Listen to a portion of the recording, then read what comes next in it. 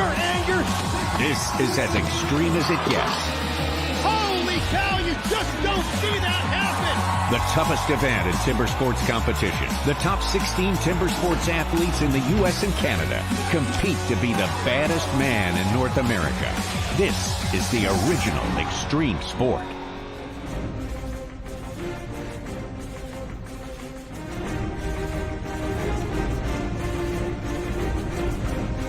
There we go. Shouldn't I have some music to bring me out on stage? You guys are so crazy.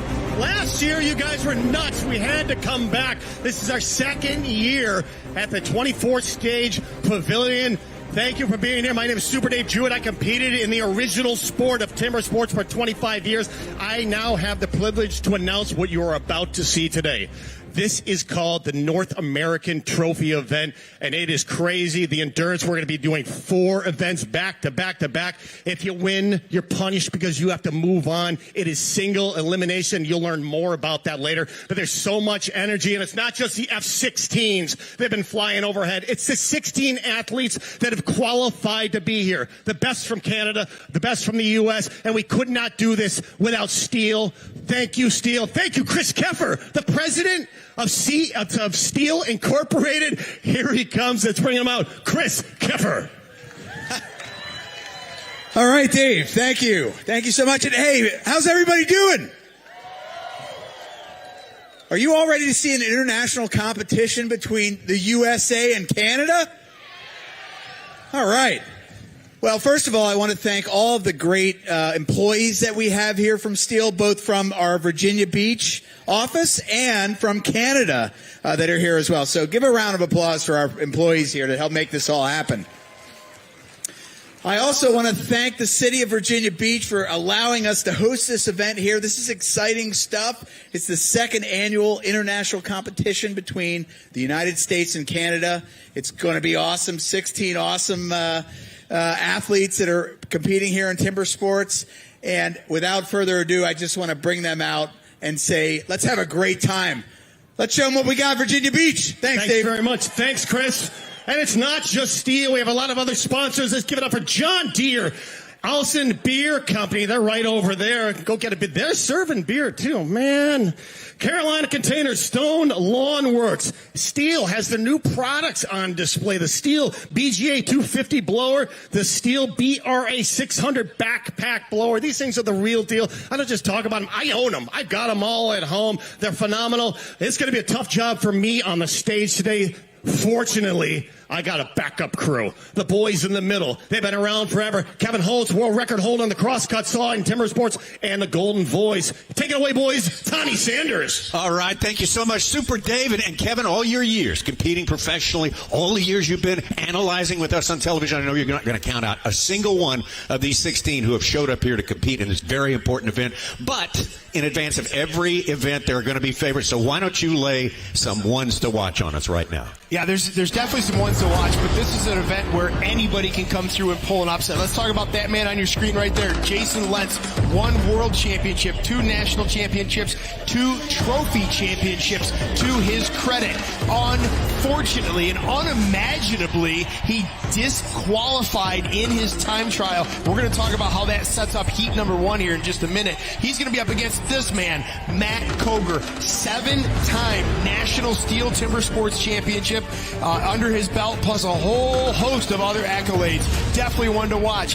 The man of 2024, though, Nate Hodges. He won a national title. He won a world title. The only thing missing from his, crown of jewels, shall we say, is a trophy championship. He's got a really good shot to win one today. Let's turn our attention to the Canadian team, Ben Cumberland. This man is just absolutely fluid as he moves from one discipline to the next, but he's drawn a tough field. Our Canadian competitors include Sterling Hart. He is an absolute technician in every one of these disciplines.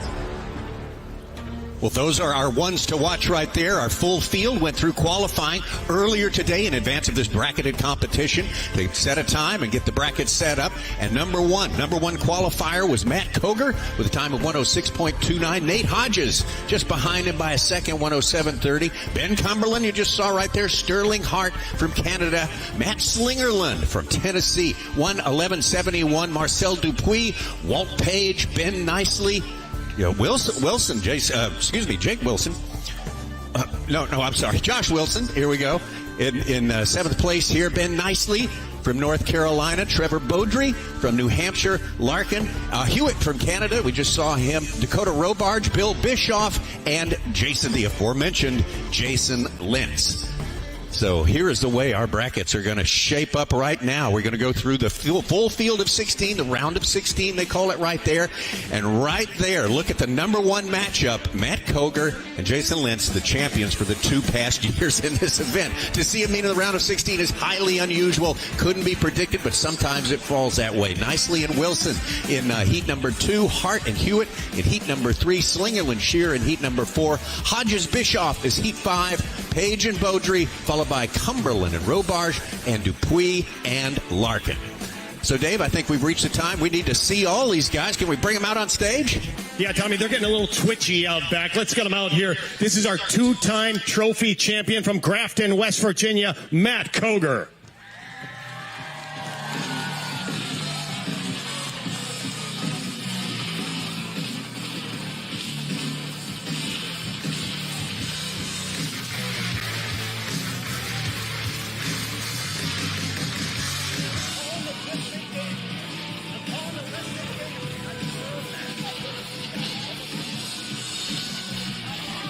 Okay, I guess they mixed up the order. We're gonna do this the way they came to me. Matt Koger from Grafton, West Virginia, and from Diana, West Virginia, 2-time trophy winner Jason Lentz.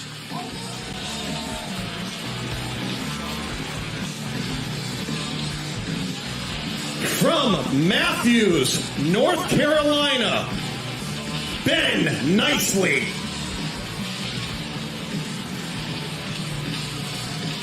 From Morgantown, West Virginia, Josh Wilson.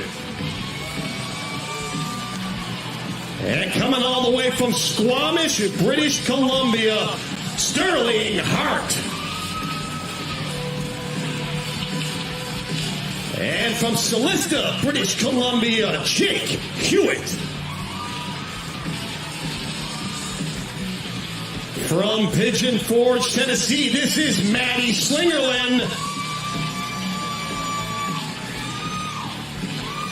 From Minneapolis, Minnesota, give it up for Cassidy Shear.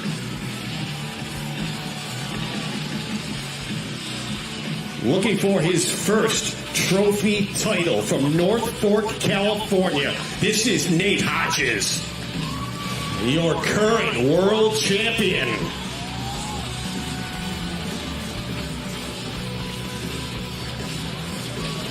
From Solista, BC, give it up for Bill Bischoff.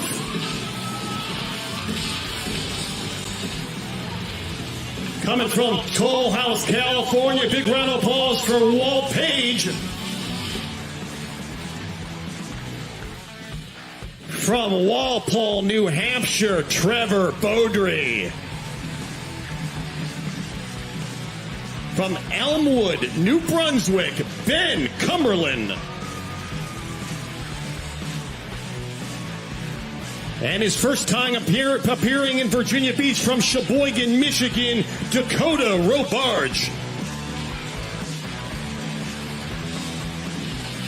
From Memramcook, New Brunswick, big round of applause, Marcel Dupuis. And our final combatant from Nova Scotia, give it up for Jeff Larkin.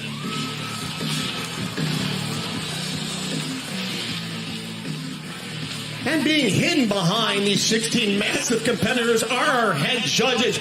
Let's give it up for Rich Hallett and Chris Alba. Well, there it is, ladies and gentlemen. Big round of applause for all of our athletes, our head judges, and then the stage crew. You're going to see the production crew. And I believe we are ready to kick this off. And this first heat, as Kevin and Tommy were leading in, is just unprecedented. We saw a disqualification early, and it has set down what may be the biggest trophy event heat in history. The top competitor moves on. The competitor that loses will be going home. You're looking at 4 trophy titles coming on stage, and we will be announcing them in just one moment.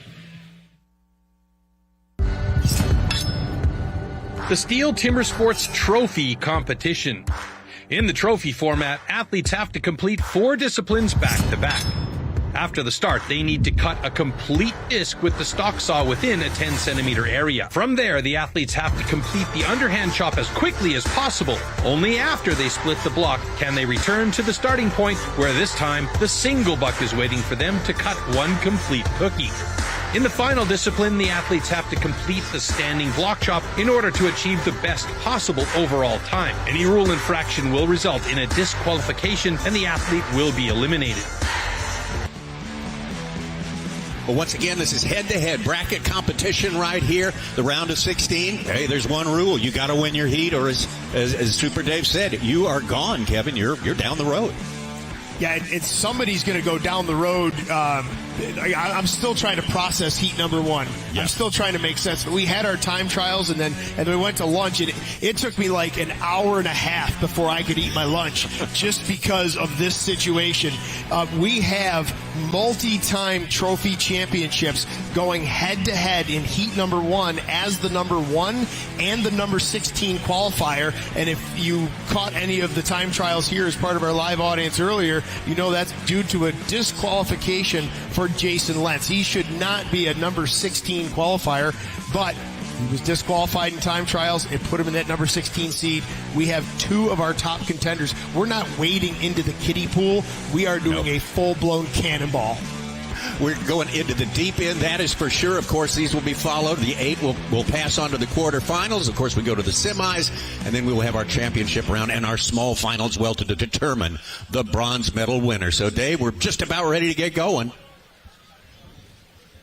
All right, ladies and gentlemen, get on your feet. If you just walked in, immaculate timing. Heat number 1, 2-time trophy champion from Grafton, West Virginia, Matthew Koger. And his opponent, 2-time trophy champion from Diana, West Virginia, Jason Lentz. Well, let's take a look go at back why here, we Tommy. have this. Yeah, and we'll take a look at this disqualification from Jason. There you see it. He's like sliding the saw across the ground. He was unable to turn off the saw. So the rule is, if you are operating a running saw, you must be in contact with 2 points of contact. He was only in contact 1 point of contact, 1 hand on that back handle, sliding the saw around on the stage while he attempted to turn it off. That was just nerves coming into time trials, but it sets us up for an absolute chaotic situation. Each of these gentlemen have won national titles. Each of these gentlemen have 2 trophy titles under their belts, and one of them is going to go home after round number 1, or heat number 1 in our bracketed single eliminated matchup. It's just, yeah. A big part of our fireworks supply is going to be shot off here. Right, the yeah. very first 1 minute of competition.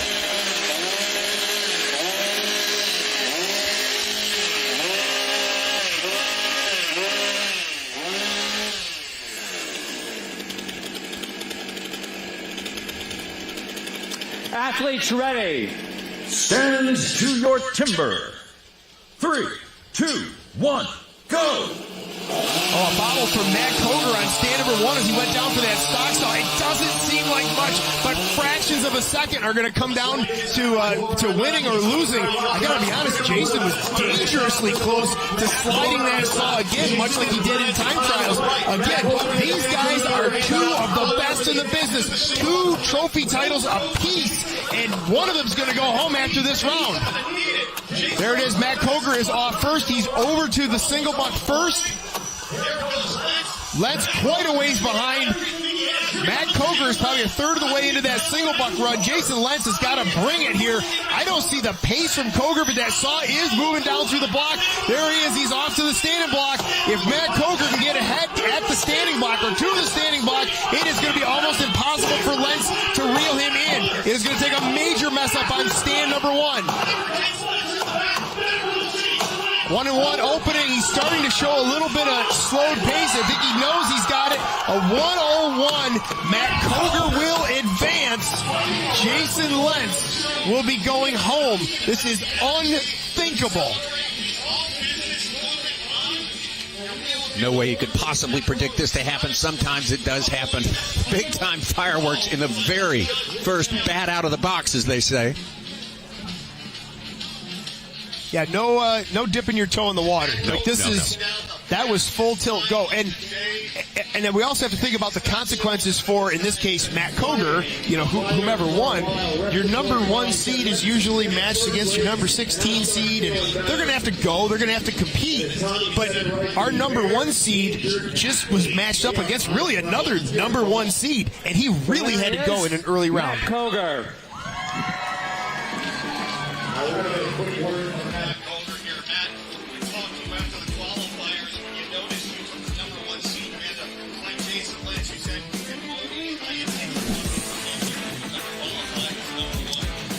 Hand, and that's Timber Sports. Talk about it. Yeah, that's what you're telling. You got to cut the block that's in front of you, and you got to cut the heat that's you're drawn to. And it's amazing that to put the top 2 head up first up, and Jason's such a fantastic axeman, and just hate that he couldn't show towards that latter round like there, maybe even in the final.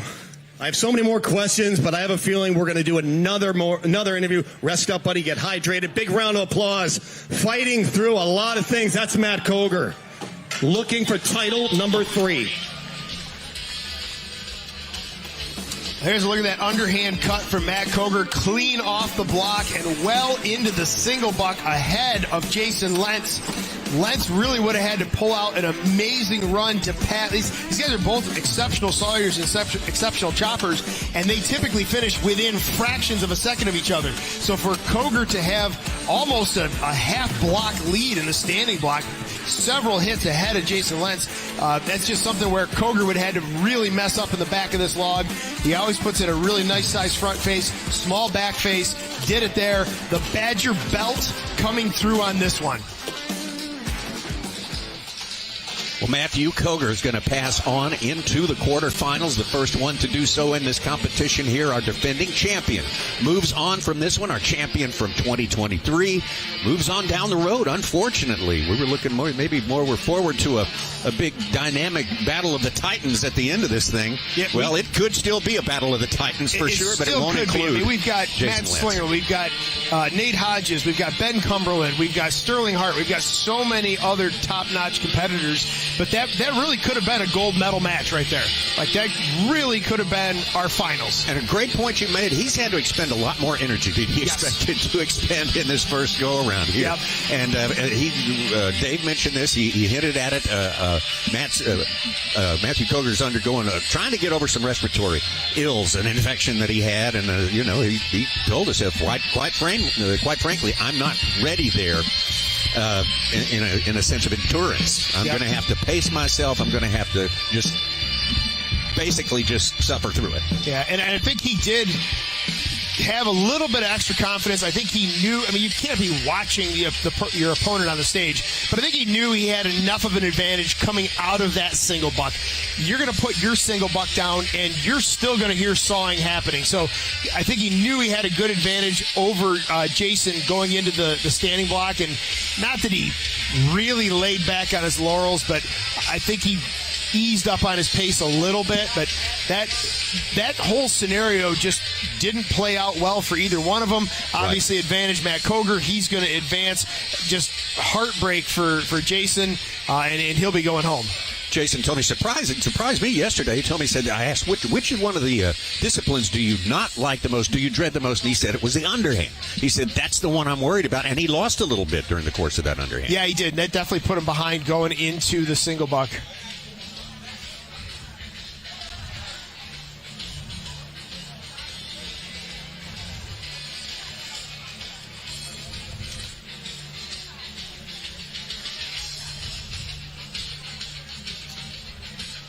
2, Matthews, North Carolina, Ben Nicely versus Josh Wilson, Morgantown, West Virginia.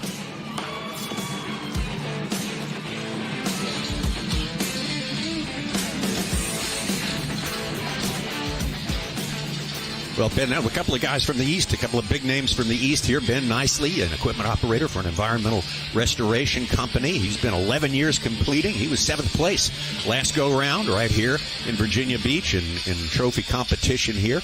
No, excuse me, he was 6th place. He was 7th place in the U.S. Pro Championship. Josh Wilson has finished as high as 7th place in trophy competition, but last year had a hard time of it, had difficulty. He got DQ'd, much like Jason Lentz in the time trials. And he played a much better, bigger role in the time trials this time around. Absolutely. And when you have 4 back-to-back events, there are more opportunities for disqualification. And we saw it with Jason Lentz in the time trials here today. He was concerned about, and rightfully so, getting to that underhand and wasn't focused on finishing the stock saw. So it's not just the individual event. There's opportunities for disqualifications in all those transitions. We saw Matt Coger get disqualified. He took his hearing protection and his safety glasses off and threw him to the stage a few years ago, and they slid across the line into his opponent's area. That was a disqualification. To your timber. 3, 2, 1. Go! So 2 competitors from the Mid-Atlantic region, North Carolina and West Virginia. These guys go head-to-head quite frequently in non-Stihl Timbersports lumberjack competition, so they know each other very well in terms of their strengths, weaknesses, etc. Josh Wilson, I love the fact for him anyways that he was quick to the underhand. He is a really strong underhand cutter, and then of course they turn together, both with really clean front faces going into these blocks. A little bit of a hang-up from Nicely on the chip side. His left-handed offside. It's going to be Nicely, though. Wilson, now that block came apart, you can see there was a little bit of extra wood in the bottom of that block on the front side. That is exceptionally hard to reach from the back side. Look at Ben Nicely just pistoning down through that single buck log. Wilson's got about 2 more pushes. He'll be off.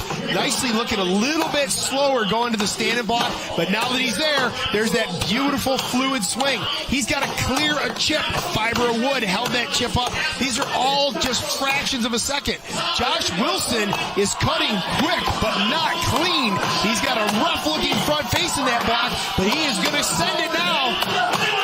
Ben Nicely with a 1:14 shown on that unofficial time.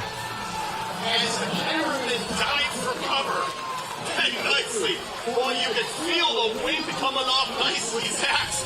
It's such a massive wingspan. But Ben Nicely moving on. Unofficially.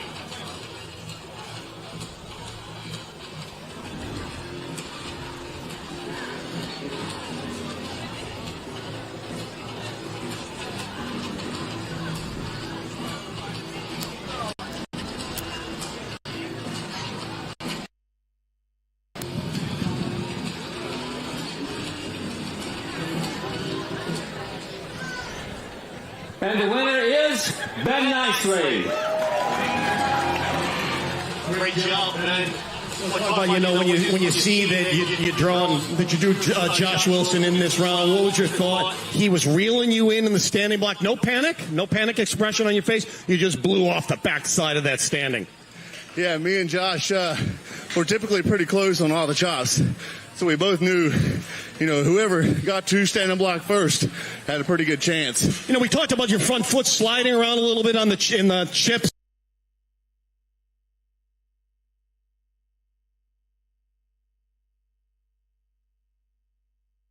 To go from flats to spikes. Why did you make the decision to do flats? Because of the underhand chop? Yeah, mostly because of the underhand, and I move my feet a lot during the underhand. I don't want to get stuck. Congratulations for moving on. Big round of applause for Ben Nicely.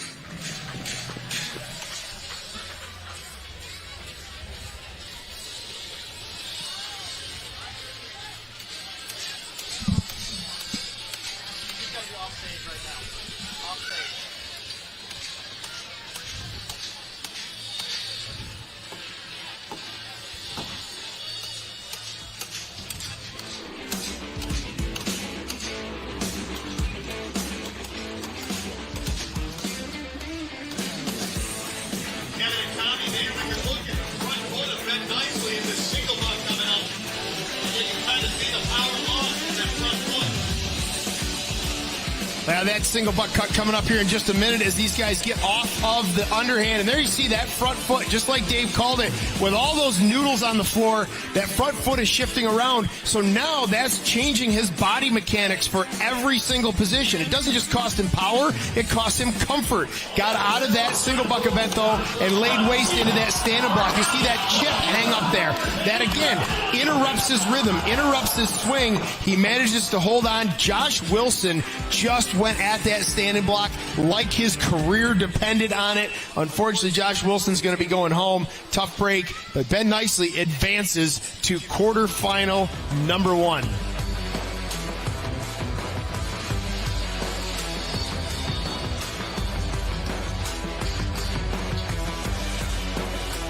Well, Ben Nicely talked about the fact that this is his first competition of the year. Been a very busy year for him in his business, and this is to get the bugs out, to get things loosened up, and he's done a great job. He heads on to the quarterfinals. This will do it, Tommy. That'll help. It'll help a guy. It'll help a guy in a situation like that. Well, we got Sterling Hart coming up in our next heat. This was earlier today during our time trials. You said it, Kevin. He's pound for pound, maybe the strongest guy out here.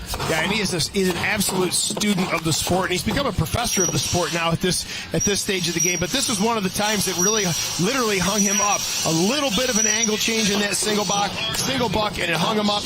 Great looking standing block, though. Great axe presentation. A really clean, smooth cut. You've got to let the tools do the work, especially in this endurance event. So the trophy format has always been a fairly strong one for me, ever since it's kind of come about.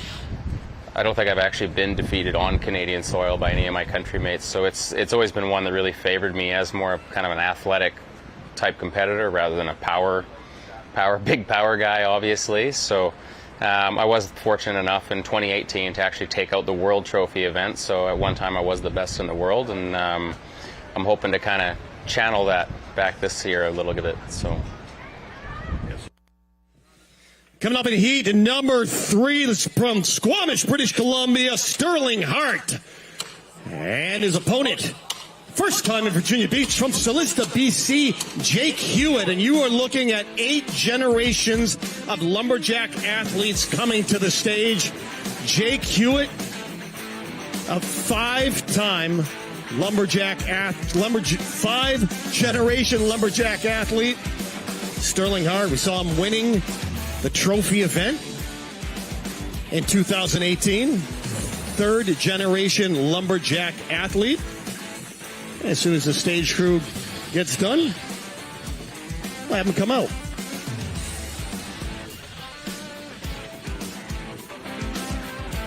You see all these steel products coming up on stage. Just had to fix a quick spike here. Ben Nicely causing all sorts of trouble today. Bending spikes, almost taking out the cameraman, almost taking out the announcer. But anyway, 2 of the top competitors from British Columbia. Let's do it one more time. Sterling Hart from Squamish, BC, and his opponent, Jake Hewitt from Celista, BC. 8 generations of lumberjack athletes coming out here, ladies and gentlemen. Sterling Hart at one time, the world's #1 pole climber, in following the footsteps of his dad here. And 10 years ago, he said, I'm giving that up. Too many injuries, and I'm going to concentrate on chopping and sawing, and made himself absolutely into one of the top guys in Canada for sure.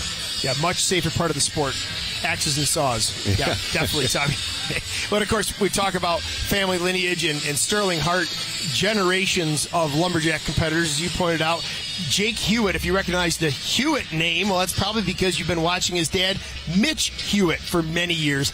I had to go against Mitch Hewitt, and he mopped the floor with me for years. So it's awesome to see his son Jake out here just cutting his teeth in the sport and doing it very well, just rising to the top exceptionally fast. 19 years old. This is his very first trophy event here, so he is... He's making a debut in some pretty heady circumstances. And going up against one of Canada's best.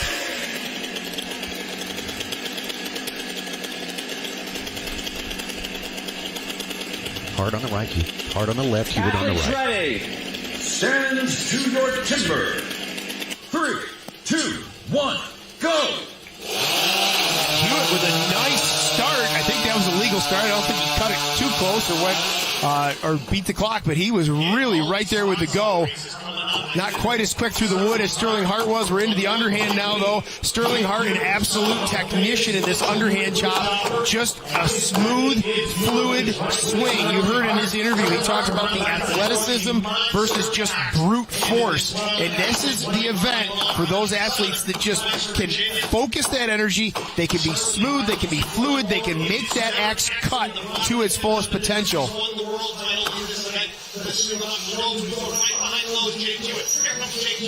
Hart easily a quarter into that single buck by the time that Jake Hewitt gets his saw going. And we just see some pace falling off of Sterling Hart. He looks back at that saw. I'm not sure what he was looking back for, if he was checking a time. At this point, he's just going to be looking to put in a clean cut, let the axe do the work. He's not racing for time. He's racing to beat Jake Hewitt. Tell you what, Jake Hewitt's not done though either. He really put in an awesome front face in that block. Underhand did not go his way, and he's been behind ever since that chop.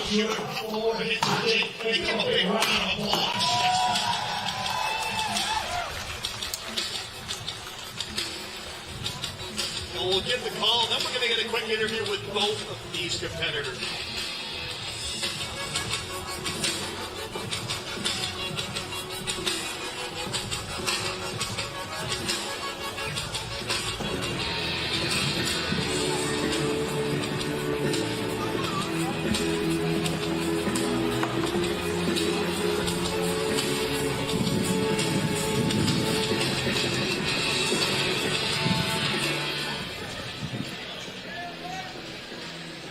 And the winner is Sterling Hart. Great job. I could do this for a half hour, Sterling. We could do Sterling Hart. He was coached by Mitchell Hewitt. Big shout out to Mitchell Hewitt, Jake Hewitt's father, one of the best choppers in the world. Sterling, talk about what it's like to go again. I'm assuming you and Jake trained together. You trained with Jake's father. The best technique. I just love commentating. I love watching your standing block technique. Talk about what it's like in this atmosphere competing against your friend Jake. Yeah, no, it's the first time. Jake's actually our Canadian rookie champion, so it's the first time we've had an opportunity to compete against each other on a stage like this. So obviously after, many years of competing against his dad, we finally got rid of Mitch, and all of a sudden the offspring comes along. So I interviewed his father, Mitch, one time. Mitch loves to chop, doesn't like interviews, and I said, Mitch, you always let the axe do the chopping for you. I handed the mic over, and he just took the axe and tapped it on the microphone, and I never got a word. Jake, I need a few more words, and Mitch used to give me. What's it like coming out here representing Canada and just seeing all of Virginia Beach here? yeah, it's a great experience to be here, and really happy to be part of this team and a part of the crowd and part of this event. We were out to dinner last night, the Canadian team. Jake went up, used the men's room. The entire Canadian team ditched him. And that's just what you get sort of we're going to let him go. Go ahead, guys, with the chainsaw. But anyway, big round of applause for these guys. Well, it was clearly Jake Hewitt first to the block in this stock saw event, and it doesn't look like much, but we've seen trophy matches won or lost by fractions of a second, and that's where you can gain or lose them. And again, as Dave Jewett pointed out, there is that precision, there is that accuracy, there is that efficiency from Sterling Hart. Single buck, it just seemed like he started to get gassed a bit, but once he got off the single saw and got over to the standing block, a renewed energy, and he just lays waste to this standing block chop. Putting the hits exactly where they need to go. 1-and-1, draws that beautiful chip out, starts chasing the corners far, near, and then he goes after the far side, and that driver penetrated probably 4 inches of timber on the far side of the wood.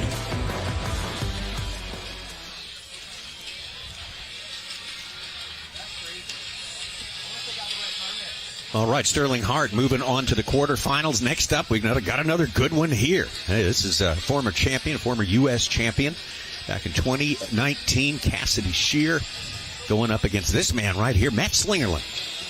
Had many, many near misses in the U.S. individual championships, that is for sure. This is from the time trials earlier today, and it was Matt Slingerland all the way.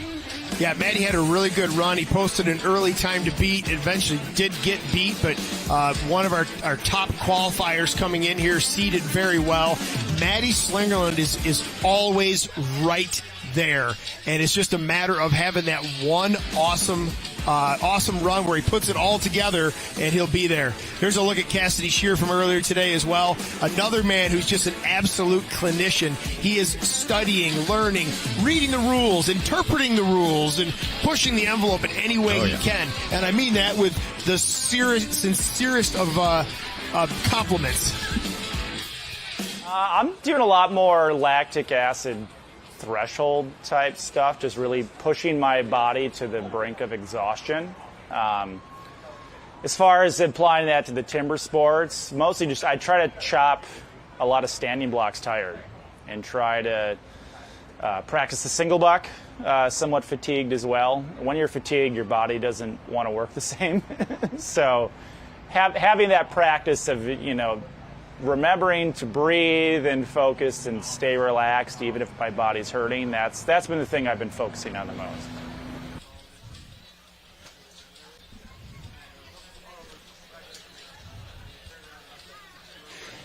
Heat 4, let's bring him out. Matt Slingerland, Pigeon Forge, Tennessee, and coming all the way from Minneapolis, Minnesota, Cassidy Shear. And both these athletes looking to make the medal round for their first time. And it may just happen. This race mirrors the first race we saw with Lentz and Koger. These two are dead even. Their single bucking technique is identical. I give a slight advantage in the underhand to Slinger. Well, Cassidy Shear stepped away from competing in trophy last year. He wanted to give it a rest, but he says he's back. He's recommitted to it. He thinks it's important, and he has dedicated as much training as he could to it. He says he has a hard time. He has to wait a long time during the year to train because, especially sawing, his logs are frozen. He lives in Minneapolis, so that's one drawback. That's one thing not in his favor. Well, I love that interview, how he was talking about lactic acid training. Matt Bush, timber sports legend Matt Bush, hiding somewhere in the Adirondack Mountains right now, used to talk about chopping fatigue. He said that's when you'll really get your most efficient swing. All your small muscles, your arm muscles are just blown out at that point. So that's when you really start to just let your arms move, let the axe head move, and you rely more on your core. So I love that training strategy. Athletes ready. Stand to your timber. 3, 2, 1, go! Both of these guys are top-notch stock saw operators. Matty Slingerland with a clear advantage on the start there. He will be first through the block. Oh, and we might have some trouble on stand number 2 for Cassidy Shear. One of the discussions at the competitor meeting before this was what does it look like to have a controlled finish on that stock saw? And the judges were very clear. They want to see the power head of that saw, the body of that saw on the stage off, and when you let go of it. And they don't want to see it skittering, drop. They don't want to see daylight underneath it. But let's focus back on this, and we'll deal with the legality later. It is Matt Slingerland first to the single buck, but not a very smooth start. This is a really tough situation for our competitors with the nose of the saw on. Oh, there's another hang-up for Matty Slingerland. It was a really tough hang-up at the start, and it just threw his momentum off. There's a hang-up from Shear at the end. We now have an absolute dog race going on here. 3 blows ahead is Matty Slingerland. He has got to keep it in gear because Cassidy Shear can reel him in. A little bit of a stumble. He's got to keep it moving. Shear is putting a lot of hits in the front side of this block. He may be gassed on the back side of this log. I think Matty's going to have it no problem unless something goes haywire. That block is not going for Matty. There it goes. And there's, I was going to say, there goes Cassidy. One more hit for Cassidy Shear. That was an arduous standing block race for these two guys. that should have gone way faster for both of them. I think they were just both gassed. Absolutely. And sort of just spraying hits you can in sense there. that.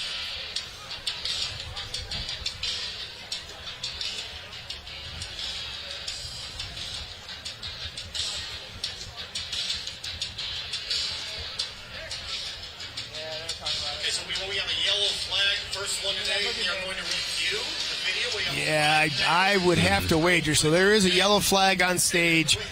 I gotta believe that may be Cassidy Shear's exit from the stock saw event. But with all the stuff going on up there, Kevin and Tommy, this is where I throw to you. yeah. So Talking Shear, go ahead. You're on the house system just like me. yeah. So Dave, what I saw, and I could be out in left field, and there's so many things that could go wrong. The stock saw from Cassidy Shear was a little skittery, a little droppy, a little whatever, and we saw there was a lot of attention given to that in the meeting. Head Judge Rich Hallett is coming out here now to make his ruling, I guess.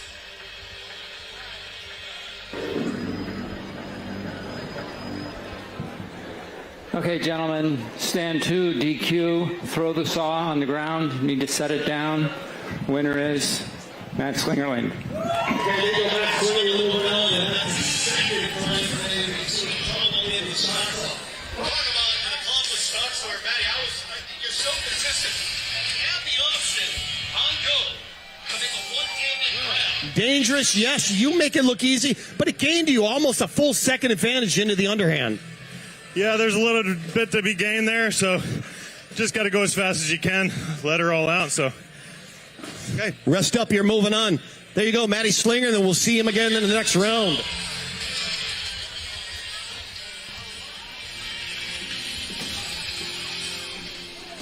So there's Matty Slinger, that one-handed grab. He is absolutely lightning fast to the wood. Great run on the stock saw.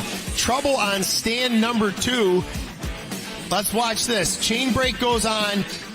Bar kind of hits the ground, and then there you see, doesn't look like much, but there's probably 3 or 4 inches of daylight under that saw when Cassidy Shear lets it go.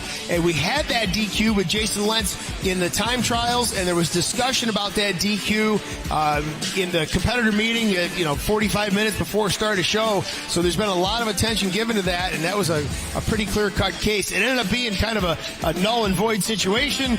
He was not going to advance anyways, but that's exactly what we were talking about in the competitor meeting. As we pick up here with the end, one of the most arduous standing block races. I don't know if it was firm timber, if these guys were gassed. The cut from Cassidy Shear gets a little bit away from him on those downward blows on the top.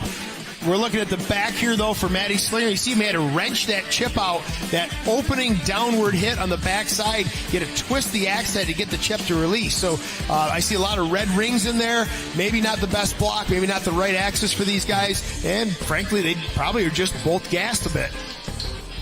So Matt Slinger going to be moving on into the quarterfinals right there. Matt says he's feeling about as good. It's his peak technique right now. His family's here with him. Everything's going good. He expects to do very well here today, and he's come so close to number 1 so many times.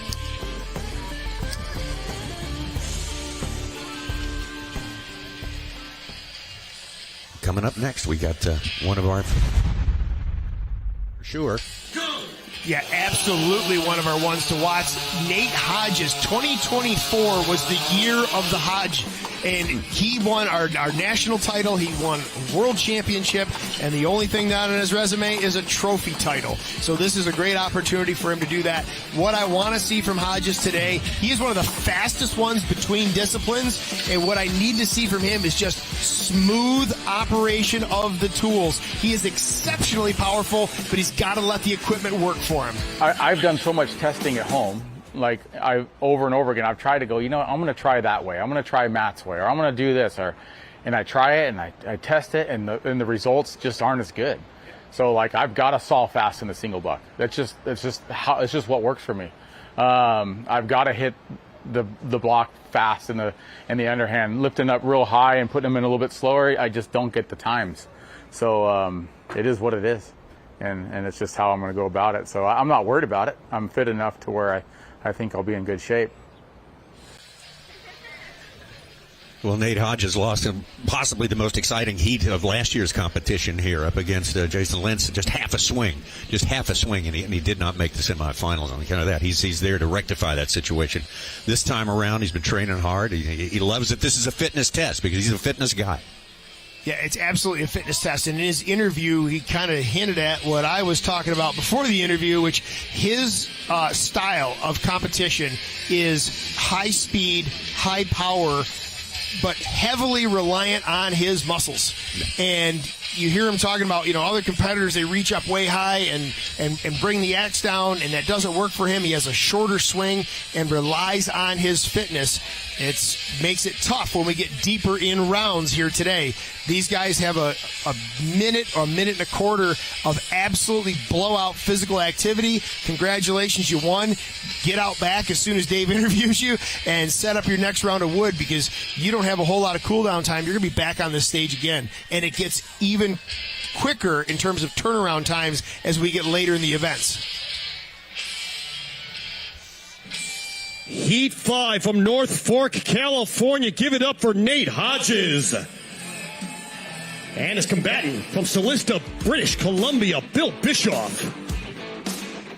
There's Nate Hodges on the left, and Bill knows he's drawing a toughie here. Nate Hodges taking the silver last year, looking for gold this year. And boy, does this guy get the effort award. He has been training up to 4 races a day.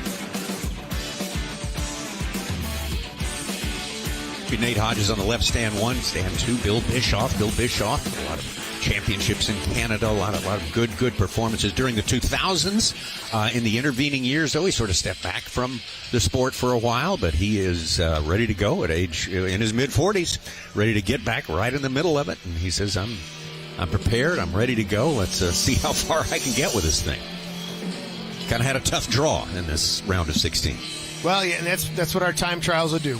We'll seed all these guys, and fastest times get matched to slowest times, and he's, like I said, 2024 was the year of Hodges, and Bill Bischoff is finding himself in the middle of it here at the start of 2025.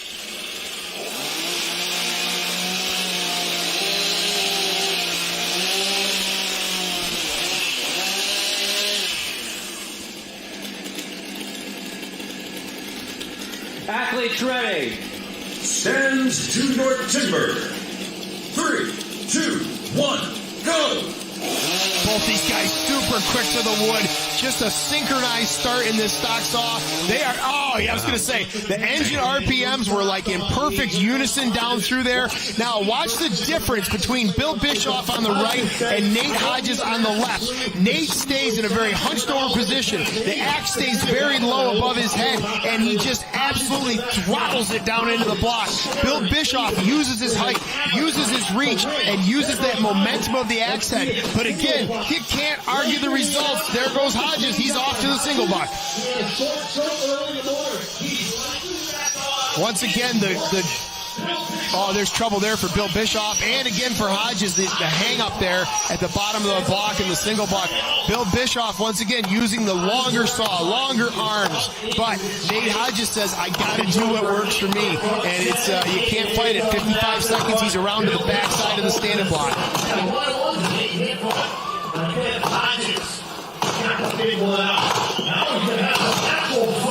Hodges around 106, 107.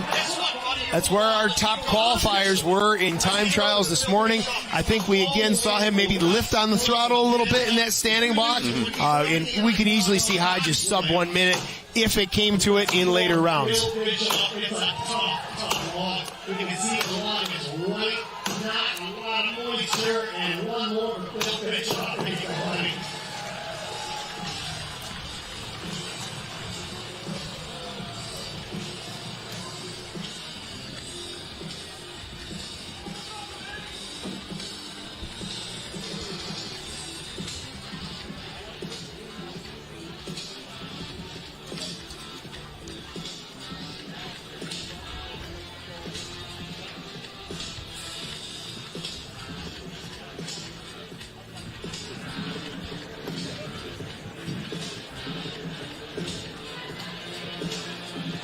And the winner is Nate Hodges. Interview with Nate Hodges. Nate, making a lot of changes since the time trial this morning, buddy. You changed a lot. You changed your axe handles, and you changed the technique in the single buck. I watched you test your saw this morning. It was a short muscle technique. You pulled a nice long saw today. I like that. Talk about what it's like to have the confidence to make those changes. Yeah, you're right, Dave. You did notice that I was, I got into the first couple of strokes, and I was racing fast, and I said, you know what? I knew Bill was still in the underhand. I said, you know what? I'm going to take a little bit of time here and maybe see if a more deliberate stroke would pay off. We'll have to check the times. I'll look at it on the camera when we go backstage and see what the time difference is, It looked a lot better from my view. Great job, Nate Hodges. We'll see him again.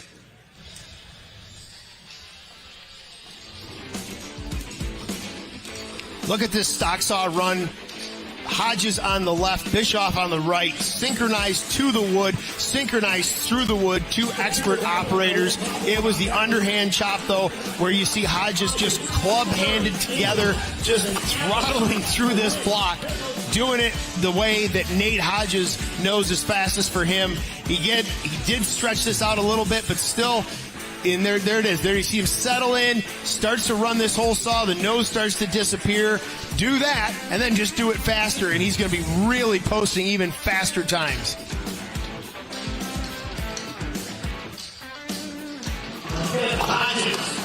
Let's listen to Nate in the interview here, and he's the one who's made it through, got more words out without having to gulp for air. So this guy is in shape. He says you have to put yourself through way more pain than you imagined you will have to face in order to train for this particular event.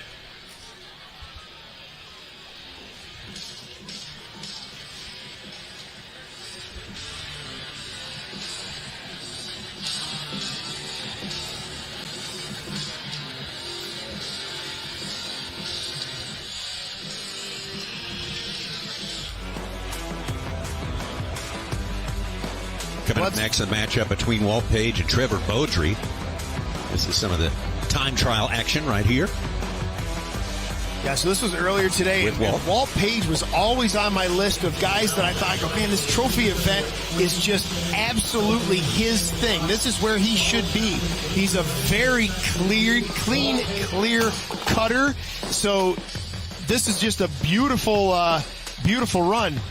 But then, of course, last year he DQ'd. There it was, throwing the stock saw, which we saw trouble for Cassidy Shear, trouble for other competitors.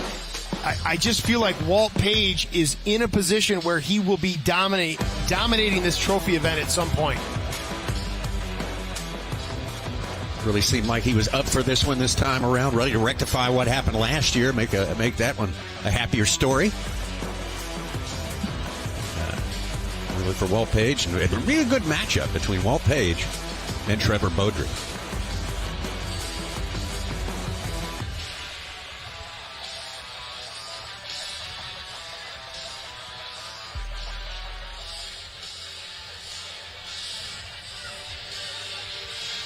DQ's hurt, that is for sure. They've hurt people already here today. That is for sure. Full send that action to that block. No, last year was kind of a little bit of a fluke thing. I carried a chip out of the underhand on the edge of the axe, and so when I went to set it in the log, that chip kind of rattled and kept it from going in very far, and that was that was the reason why it vibrated out.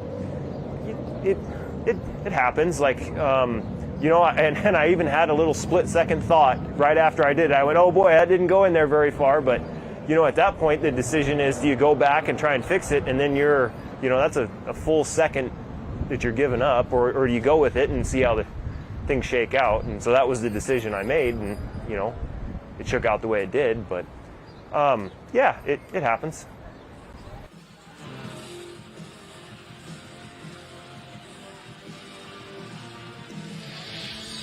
Here we go, heat number 6 from Toll House, California, Walt Page.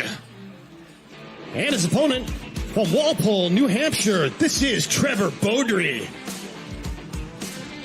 Trevor Beaudry, the school teacher from Walpole, New Hampshire. Had a good go-around last year in Trophy. In 2023 in Trophy. Just missed the semifinals. Got the 5th place right there. Best time of 104.27 for Trevor Beaudry. Walt Page's best time. is a 115.95.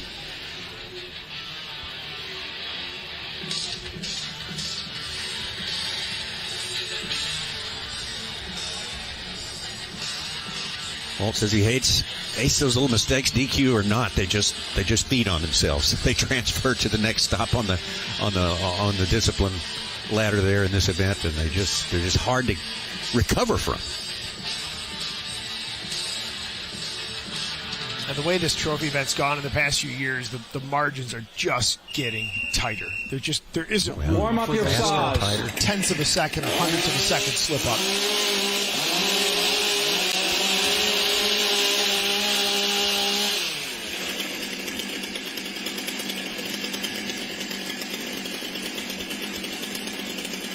Athletes ready. Stand to your timber. 3, 2, 1, go!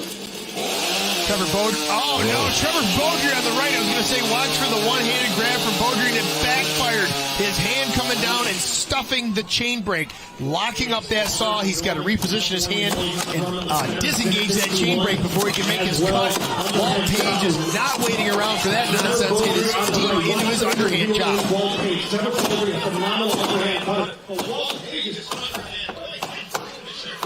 I think Beaudry is going into this underhand with a little bit of extra fever coming out of that stock saw event. He knows that costs him a lot of time. It is Beaudry finishing first in the underhand. But I'll tell you what, Walt Page beat him in the foot race over to this single buck. Walt Page has got this single. He is melting down through that block. Beaudry's got about 3 more pushes to go. He's got to get chopping here if he wants to reel in Walt Page. We're in that part of the bracket where these guys are seated very close to each other. We know this is going to be a race. Walt Page around to the back. I saw his Trevor Beaudry. I feel like he ran out of the face of that block. It probably could have used maybe 2 more up drivers. He's going to have to really swing. It is Page, but not by much. What a finish.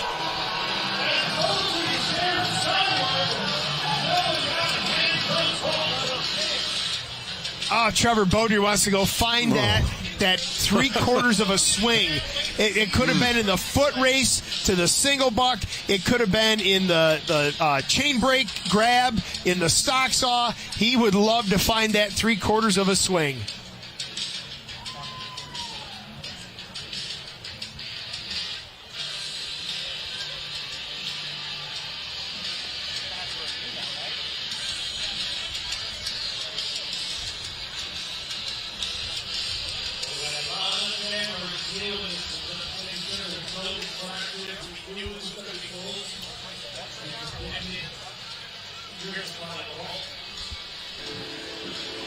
And the winner is Walt Page. Page, so unfortunate to see one of these athletes. We're going to get a word with Trevor Beaudry. That Trevor, talk about that final. Your standing block. Nobody really thought you were top level, but you just came on last year. You changed your timing. You had a hang. Tell us about it. Yeah, so really, I bumped the chain brake in the stock saw, and that put me behind, and I knew I was behind. And then I knew that Walt came off the single before me, so I had to make up some time. So I gambled a little in the front of that log, and that's probably what made me hang. But yeah, that little stick just not flowing, and that's what cost me the race there, because that was pretty close, as everyone saw. All right, thanks, Trevor. We're going to see him in Milwaukee fighting for the title for the United States National Championships in late July.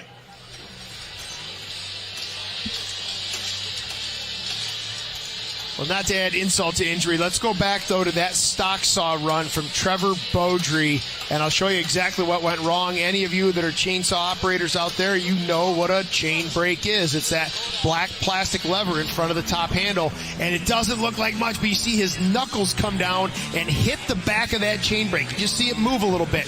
It is a safety device. It's designed to have a hair trigger. All it takes is a little punch to the back, and it is going to activate that chain brake. And here we are off to the races. Walt Page, the foot race to the single buck was all Walt Page, and then the run through the wood in the single buck, again, Walt Page. Now, into the standing block. Advantage Page and Beaudry, as you heard in that interview, runs a bit of a risky front end. Back when I was calling this live, I was like, boy, he is out of there quick. And he was around to the back. But when you take a loan like that on the front, sometimes you got to pay it back on the back. And he ended up having a tough stick in the back of the block. He comes in a little bit high on the opening upward hits. And then you'll see right there's that hang. He's got a wrench. He's got a wrench again. And by the time he gets the hitch out of that and gets the axe to the block, Walt Page has already sent the top of his block to the stage.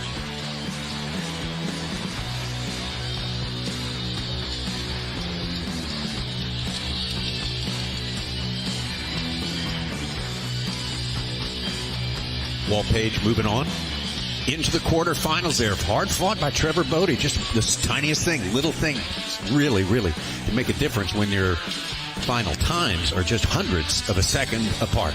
Great race, and Walt doing better than he did last year already, so that's in his favor.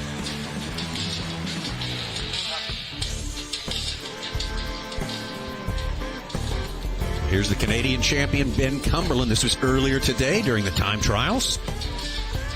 Yeah, Ben looking very smooth, very clean in all of these disciplines. And I can't emphasize it enough. For me personally, I think that is the hallmark of a trophy contender. Be smooth. Being the Canadian champion in the individual format has a little bit of weight coming into the trophy event, but I'm trying not to let it impact my performance too much. It's just kind of something that's in the back of my brain. You know, this is an entirely different competition compared to the individual format, so I just want to, do the best that I can, leave the rest up to God, and see how the cookie crumbles. Ben Cumberland, quite the athlete, that is for sure. Very impressive. Of course, our reigning Canadian champion, individual champion as it stands right now. Let's get it to Dave.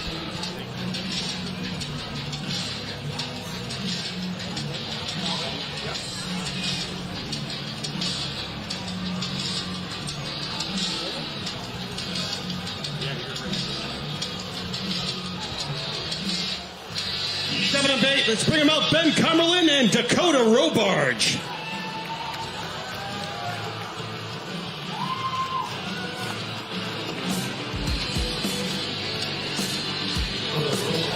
Ben was 8th last year, North American Trophy. Figure he's capable of better than that this time around, but the first thing he's got to do is get past Dakota Robarge. Dakota competing in his first trophy outing here. Made it to the finals in the Pro Championship. That was a big breakthrough for him last year in Milwaukee, the National Pro Championship, and managed to finish in the top 6. That was very, very impressive for the young man from Sheboygan, Michigan. Of course, we think of him as being from New York. Another great lumberjack pedigree there.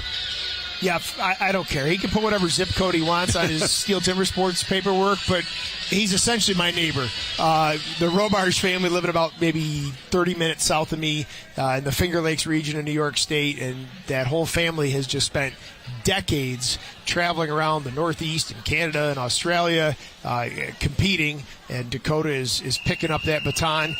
Really, really impressive run in Milwaukee last year in his first ever time out in the professional ranks for the Stihl Timbersports Series, and I'm really curious to see how he does here in this trophy format.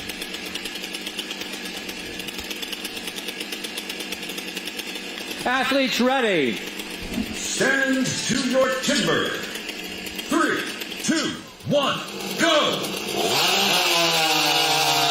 Both of them had good, clean starts in the stock saw event, getting every ounce of production they can out of those MS 661s.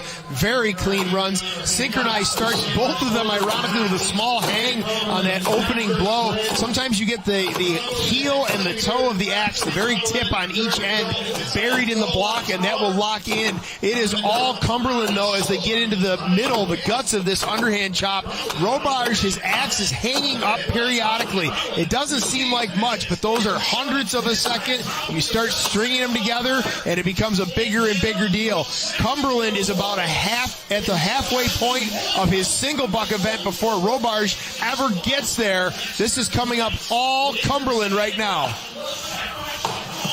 your Canadian national champion, looking to make a statement here at the North American Trophy event, and he is certainly doing it. Dakota Robarge finishes the single buck strong, gets into the front side of the standing block. Unfortunately, I think it's going to be there is some trouble, though, for Cumberland. There it is. He had a hang-up with his second-to-last blow on the back of that block. Then his last one just kind of drove through the fresh air.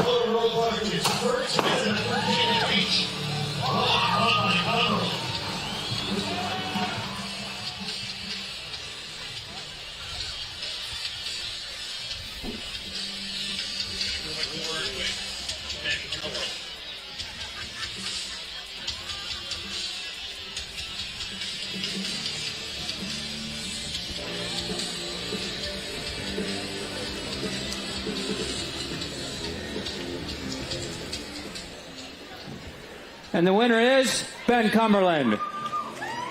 Great job, Ben. You are all business today. That was a great cut. That standing block, I don't think I've ever seen you break so much wood off. Talk about today. I'm just having fun. I'm here under a lot better circumstances than last year. Talk about your illness last year.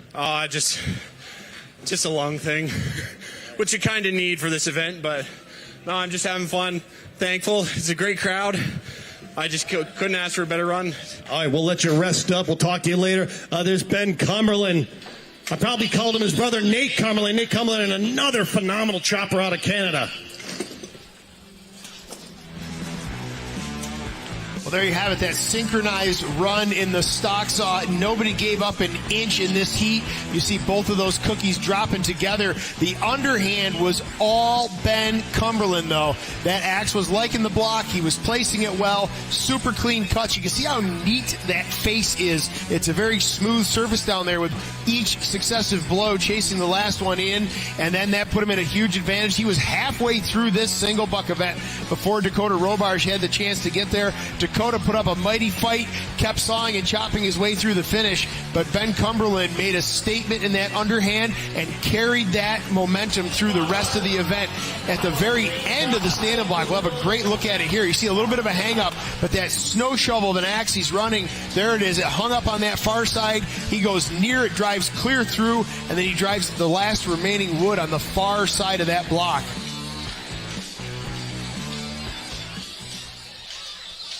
Ben Cumberland looking very, very smooth there. One little hiccup just at the end there, but he moved very quickly between. He's a big man. He can cover ground quickly. Ben Cumberland moves on to the quarterfinals. Let's get our final matchup of the day set up here. Two big men from Canada going at it in this one right here. The beast from the east, Marcel Dupuis, going up against Jeff Larson. This is Marcel from his qualifying round. Yeah, Marcel, an exceptional chopper sawyer, former Canadian national champion, put up a pretty decent run. His standing block was not as clean as I know he would like it to be, but good enough to post a solid time and seat him here for the finals. And there's Jeff Larkin, put in a really great stock saw run. Underhand also looked clean, and was able to kind of tie together a pretty good consecutive run of disciplines. His standing block cut there, you see, tied it up a bit, but that axe was not liking that block. A bit of a drier piece of white pine, and the axe just didn't want to cut it.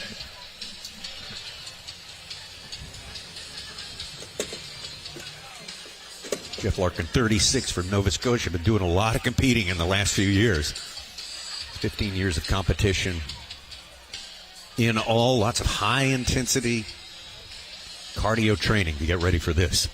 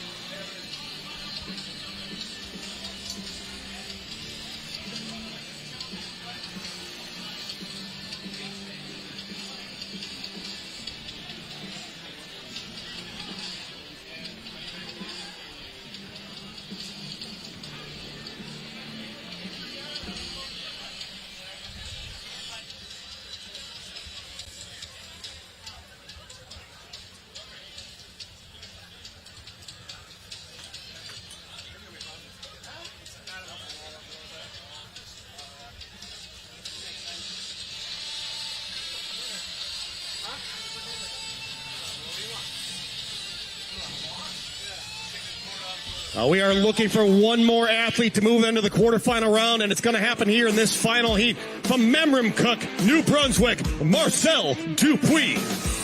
And his opponent coming all the way from Nova Scotia, Canada. Big round of applause for Jeff Larkin.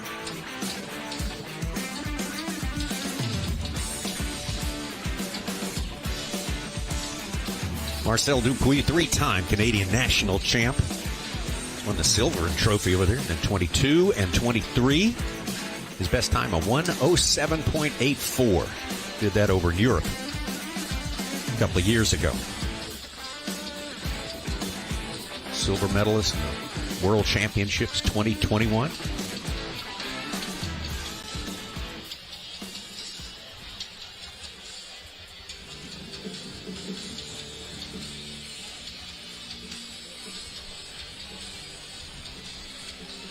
Jeff Larkin, fourth place in the national trophy, both in 22 and 23 up in Canada.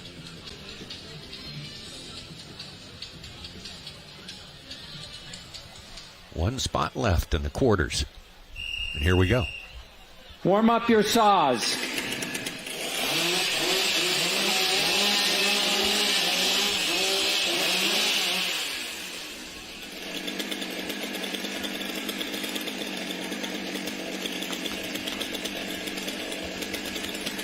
Athletes ready. Stand to your timber. 3, 2, 1, go! Marcel with just a slight edge at that start. Again, we are looking for hundredths of a second. Even if it doesn't come into play at this round, by the time we get to the round of 8 and then on to the small final, you are going to be looking for every nanosecond you can get. Bit of a hang up there at the bottom of Marcel's block. He puts one more down in the bottom and then another hang up on the far side. He is ahead of Jeff Larkin, but he is giving up fractions of a second along the way, leaving the door open. He is now in a dead sprint over to that single buck as Larkin struggles to close out the underhand.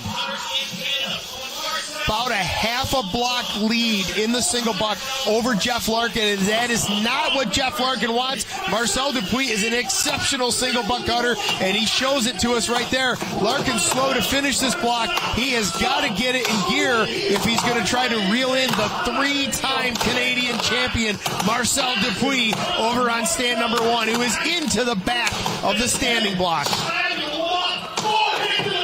That is unbelievable. Marcel Dupuis puts 4 in the back of this block, drives it cleanly, just huge slabs of wood falling out of the back of that standing block. And unfortunately, Jeff Larkin just looks absolutely gassed.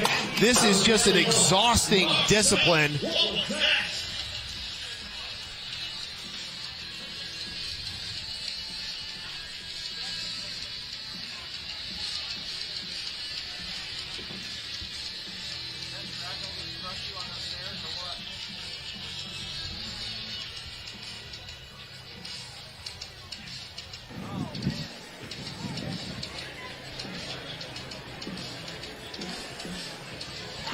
And the winner is Marcel Dupuis.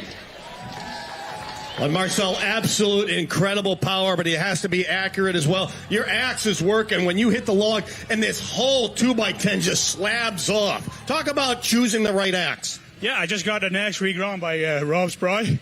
So this is the first time for me using them, and they're working excellent. It was a really good piece of wood, so I'm glad I made it justice.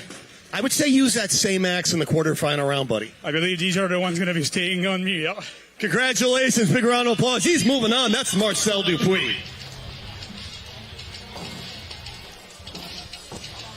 Marcel Dupuis, our last to join or to advance out of the round of 16, join the round of 8, and this is how he got here. There wasn't much to be gained in the stock saw. It really came down to this underhand cut. It wasn't without issue. It had a little bit of hang-ups here and there, but I think it's because that axe was penetrating so far, it ended up having the heel and toe buried at the same time, and you see him just blow through the end of that underhand. I think it even surprised him that it came off that quickly. Into the single buck. dog. This is one of his premier events, an exceptional single buck cutter, and he put on a great show here today. Into the standing block. Watch the slabs of wood that he draws. He opens 2 and 2, and look at that just massive piece of wood that's already cleared away. One more up, and now 2 down, and he'll be around into the back. I don't know. Yeah, he was so far into that front. Those last 2 hits, I don't think he needed them. He could have probably done his 2 up drivers earlier and set himself up to get around, but it set him up for a very small back face, which he drove to the stage very handily. At 106.27 for Marcel Dupuis as a new personal best for him, and the 3rd fastest time we had among our qualifiers for the quarterfinals. And there, the way our brackets are shaping up right now, it's going to be Koger nicely, Hart,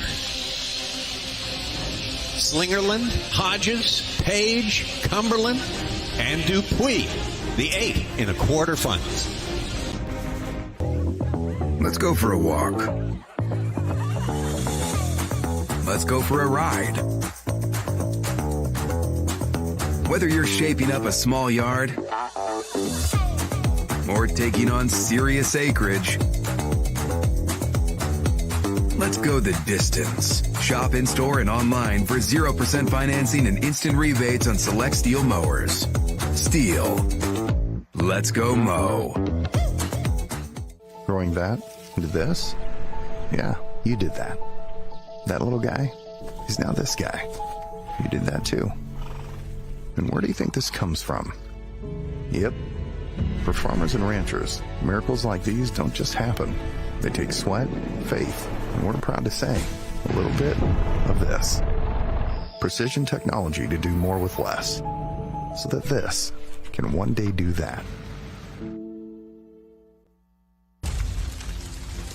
There's definitely a fear what we do on a day-to-day basis. Conquering that fear and learning to live with it is the next step. In these situations, we are there to do our job, and you just remember what you've been trained to do. When that bell rings and we know that we're getting deployed, you transfer that feeling of being nervous into excitement.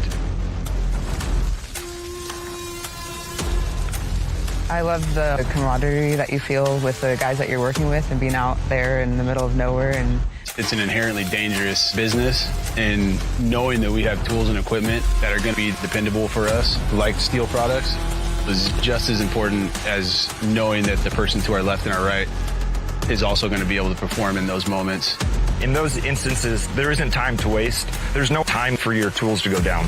But one of the things that we love with Stihl tools is that reliability.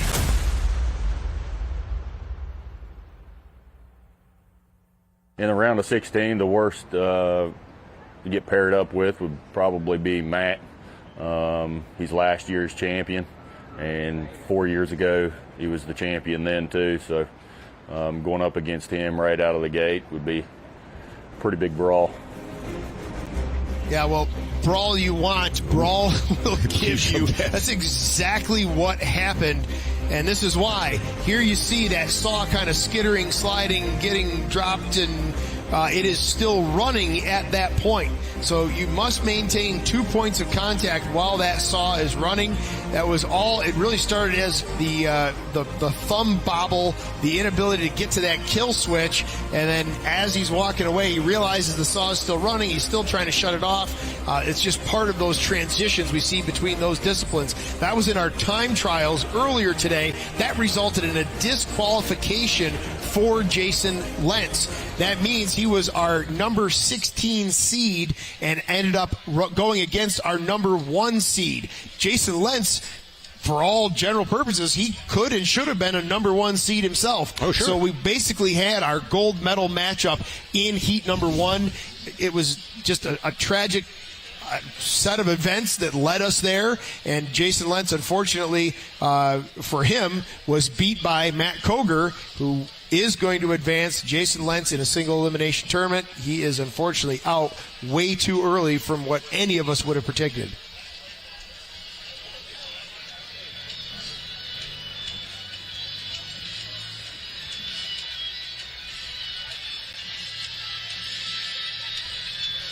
Well, again, 8 have made it to the quarterfinal round. We will begin that just moments away right here. Coger faces Nicely. Hart against Slingerland. Hodges with Page. And Ben Cumberland faces Marcel Dupuis.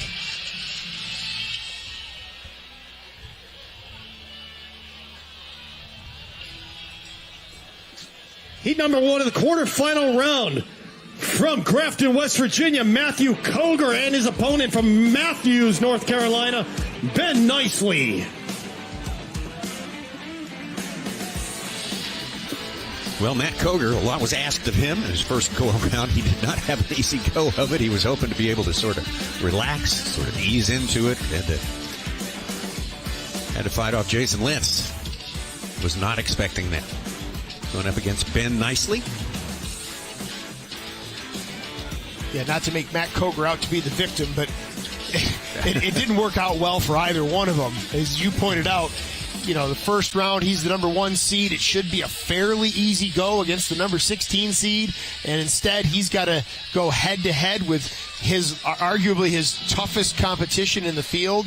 There was no easing into this year's trophy match for Matt Coger. He had to go all out right out of the gate, heat number 1.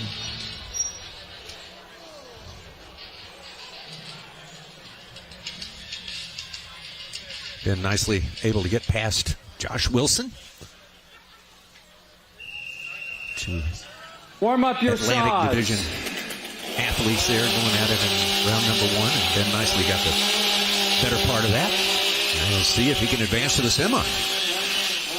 Yeah, and here's the reward for Ben Nicely. Yeah. He gets to do it all again, and he gets to do it all up against 7-time U.S. champion Matt Coger. Stand to your timber. 3, 2, 1, go! Matt Coger very quick on the go. He did not let any time elapse. Ben Nicely just slightly behind. And there you see a small advantage for Coger at the end of the stock saw event. Look at the slab of wood blow off for Ben Nicely, though. He is not waiting around. He knows he's got to hustle through this underhand because Matt Coger is arguably the best underhand cutter in the country, if not the world. And he is going to lay waste to this block. There it is. Coger is off and away into the single buck. Ben Nicely finds those last fibers at the bottom of his white pine log as he gets into the single buck. A hang up already. We mentioned this earlier. This is a really sort of bizarre way to start the saw with the nose of the saw down on the stage. You've got to get it up and get it level, exactly parallel, so the teeth are parallel to your starter cut. Otherwise, you're riding on the corners of the cut and you'll get a hang up like that. Matt Coger wading deep into the front side of the log. 1 and 1 in the back. He goes near, he goes far, drives it off. A 4-hit back face for Matt Coger. 1 minute flat, maybe a 1:01 by the time we get the official time sorted out. That didn't look hard. No. Like, there's still more in the tank for Matt Coger. That's pretty encouraging for him. He was worried about being, a bit more worn out at this point in the competition, but it looks like he's bearing up to it quite well.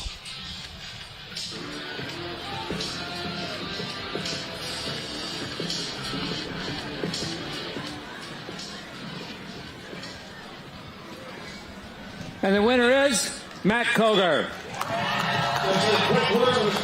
Matt Coger, not built for downtime. You just got back from Australia. Tell us how important it is to really make it a year-round venture to hunt down these world titles. You spent some time in Australia, and you just come back in beautiful technique. No, you spend a lifetime developing these skills that you see on the stage. It just doesn't happen overnight, and you got to put a lot of work in, a lot of time, effort. And, just consider myself very fortunate to be able to do this sport that I love the most, and have the support of my family to get there, and just take it all in, really. All right, buddy, I know you're still a little bit under the weather. Rest up. We're going to see you in the semifinal round. Big round of applause. He's fighting today, Matt Coger. So full throttle right out of the gate for Matt Coger. Exceptionally fast on that start for the stock saw, and underhand chops happen in this man's sleep. and he did this one exceptionally clean, driving a tremendous amount of wood at the bottom of that block. Look at this single buck run. The nose of the saw disappears on almost every stroke, the handle all the way to the wood on almost every stroke, and then he goes over again, opens 1 and 1, starts chasing corners, puts in a nice big front face. There you see that far driver as he uses that to rotate himself around the block. 4 hits into the back. That near driver already was severing the close side of that log. It lets that block twist away, opens up a great vantage point for the far side, drives off into clean wood. Beautiful stand and block finish. 1 minute point 4.8. So Matt Koger in his first 2 heats has pretty much outpaced the field by at least 5 seconds in both of those. We're not through with this field in the quarters yet, but that is a strong start. Coming up next, we got Sterling Hart going up against Matt Slingerland. This is Sterling Hart earlier today. Yeah, this was Sterling Hart taking out Jake Hewitt in Jake's first round here in the trophy matchup. Look at that beautiful, clean underhand cut. You can just see it's like a tabletop, nice and smooth, glassy surface down the inside of that underhand log. Again, very clean, full strokes on that single buck saw. Just having the mindset to settle in, use the tool, make it work for you. You know, it's a different format for us having the Canadian and the Americans here. So, you know, we kind of come in as a bit of a Canadian team, but it is an individual event. So it will be the best individual that takes this out. You know, within our own country, you know, guys Marcel Dupuis and Ben Cumberland, our current all-around Canadian champion, just beating those guys, I'd be very happy with that. But, you know, then you've got kind of your top dogs from the States. You got your Matt Kogers and you got your Nate Hodges.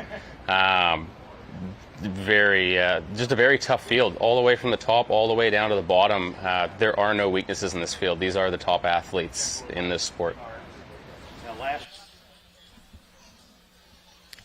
Well, pretty much dominated over young Jake Hewitt in that one right there, but a good education for Jake and a good confidence builder for Sterling Hart. He'll have his hands full in this one, though. He's got Matt Slingerland, Matt at the top of his form. Matt, who has come so close in so many big events in years past. Would mean a lot to him to make it into the semifinals this go round. He's going to be. Yes, sir.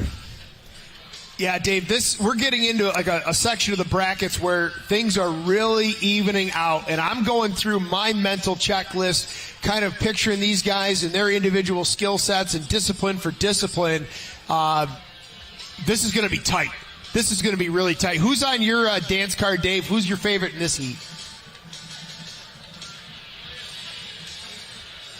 Sterling is staring me down right now.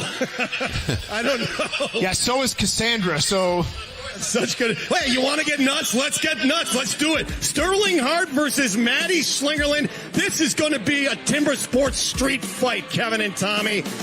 Tough one to call. Sterling found another gear from 2024. He is on. He won the title in 2018. Maddie Slingerland looking to make the podium this year. Maddie's got the racing stripes, rocking the stash.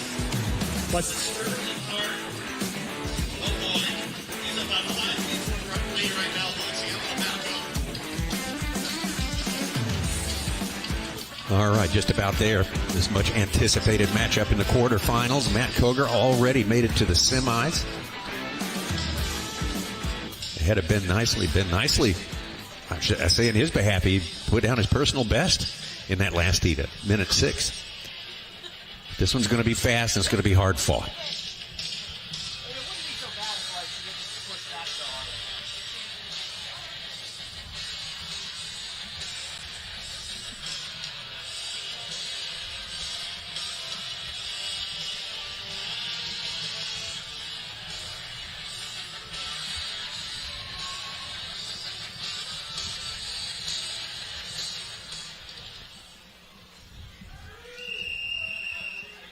Up your saws.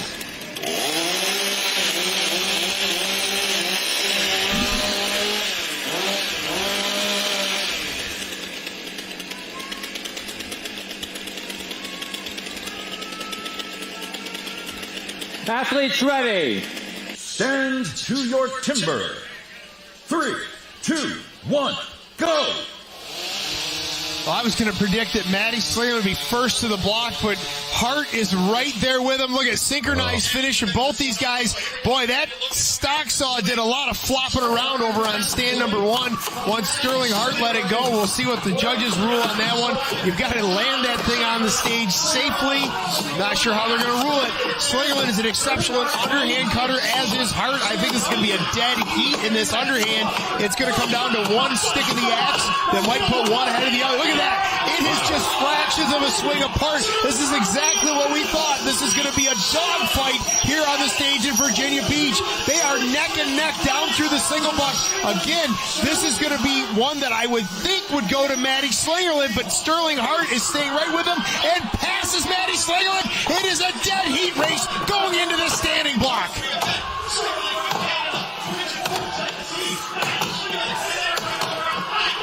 This is an absolute synchronized slugfest from both of these guys. A little bit of a hang-up from Hart. That may be what it takes for Slayland to move ahead. Oh, it's going to be Sterling Hart. There it is. It's the same upset we saw earlier with Trevor Beaudry. Matty Slayland just, I can't see what happened. Matty's between me and his block, but something happened at the end of the standing block chop for Matty Slayland. What an absolute dogfight between two exceptional competitors.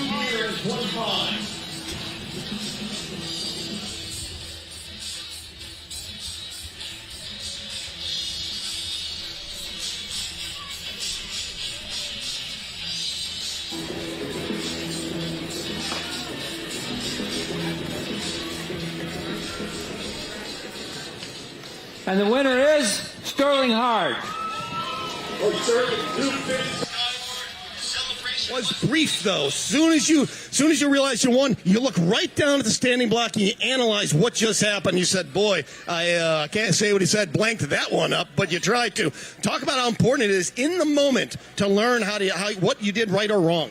Absolutely, it's a tough thing as a competitor to switch off the celebration and go into the next round. I knew how evenly me and Matty were lined up, so that was everything I had in the tank that round. So we'll see what I got left in the next rounds. Beautiful semifinal round. We'll see him again from Squamish, British Columbia. That's Sterling Hart.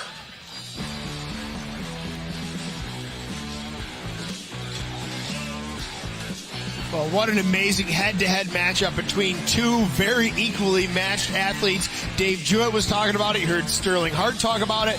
Matty Slingerland knew what was going to be coming up in this heat. These guys just were in an absolute dogfight. Matty was ahead at the turn in the underhand. Sterling Hart put in a very clean second half to this chop. Again, great technical cutting by both these guys as they finish off nearly identical. Small advantage to Sterling Hart in this single buck. And yeah, he says he screwed up that that standing block, but both he and Matty had trouble in this standing block, and he just had slightly less trouble. Yeah. That's all it took. That's it. Fractions of a second. Once again, Dave Jewett, this is just an amazing matchup between two cerebral cutters putting on a tremendous show here in Virginia Beach. Sterling Hart looking super, super strong here. Man, oh man, he moves into the semis with style. Good race, though. Good race. Hats off to both of those. Dave, we throw it back to you. We got a great crowd here today. We sure appreciate that. All right, ladies and gentlemen, because this is being live streamed all around the world, we need to pump up the crowd for a live stream shot. We got the boom cam right here. So on your feet, Virginia Beach. You guys were rowdy last year. I don't know if you can keep up with last year's crowd, though. Beautiful. We need your hands up again. You're being viewed all around the world. Hey, Pio, that's what we're talking about. You guys are making my job so easy so I don't have to yell. Keep going. We need about 45 seconds. We need about 45 seconds. We're going down to the semifinal round. This guy, he knows right there. How many people are watching the NHL playoffs? Am I the only one, a hockey fan? There we go, right there. One more time. We got the camera right there. Hands up in the air. Wave those steel flags. Let's get one more shot for the world to see us at Virginia Beach. I love it. Thank you. Great job.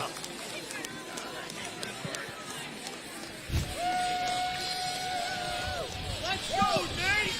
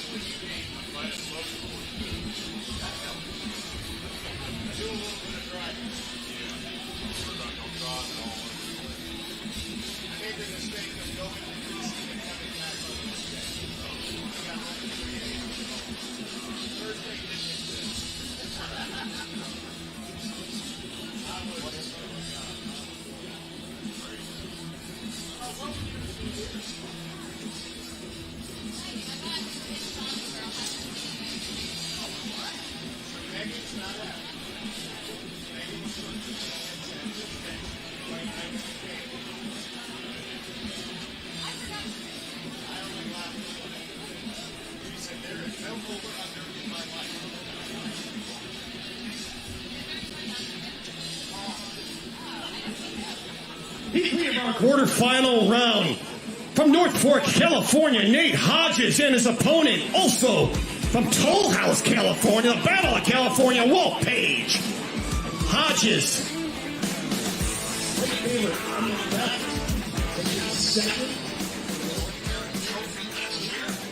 Yeah, the California matchup coming up here.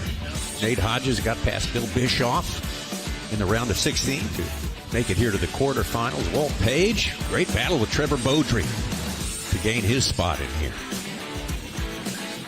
Nate Hodges, of course, we've mentioned this before. He's looking for the trifecta, the hat trick. He is the U.S. national champ individual. He is the world individual champion. This would make 3 giant championships in 1 calendar year for Nate Hodges. He can hang on, but that's putting we're getting ahead of ourselves there. He's got to win this one. That's the first order of business. I mentioned, Tommy, in the round of 16 that I had always pegged Walt Page as someone who would excel in this trophy-style matchup, in this relay-style matchup. And there's just been something each year that has somehow hampered his progress. This year, it appears like it's going to be Nate Hodges that's going to hamper the progress of Walt Page. He is going to need to go. Yep. Needs to have a athletes ready. Career day here. Stand to your timber. 3, 2, 1, go! Hodges just a little bit quicker to the wood in the stock saw event. This has always been a premier event for Walt Page, and he stays right with him. Hodges sprinting to that underhand chop. Everyone keeps trying to change Hodges' swing and how he chops and how he saws, and Nate has basically said, listen, man, it works for me, and the proof is in the pudding. He is just right there. He is so powerful, so athletic, that he is the force behind the axe. The rest of the field is really utilizing that axe, but there's trouble. Yeah. Hodges is really struggling the backside of this block. He has got a collection of fibers that just won't come apart. Walt Page is going to come off this underhand first. That is a tremendous amount of energy expended by Nate Hodges that he just can't afford to lose. He already puts more energy into these disciplines than most of these other athletes. Walt Page is going to be off ahead of Hodges. We could be witnessing a major upset. Hodges has got to kick it in gear because Walt Page is wading deep into this standing block chop. Hodges is around to the back. There's no face there. there. He didn't cut the foot out of this at all. I don't know what he's doing. I don't know if he's trying to get into the head of Walt Page. And it's Page. Walt Page upsets Hodges. This is unbelievable. Trouble for Hodges. Like, look at the front of this stand. I don't even know which way to go first. The awesome performance of Walt Page or the derailment of Hodges. The two of them happen together in sequence. Just unbelievable misfortune for Hodges. He's going home. Walt Page is going to advance. We're going to see the replay. Kevin and Tommy, we could go for a while on this. You're throwing your hands up saying, where do we start?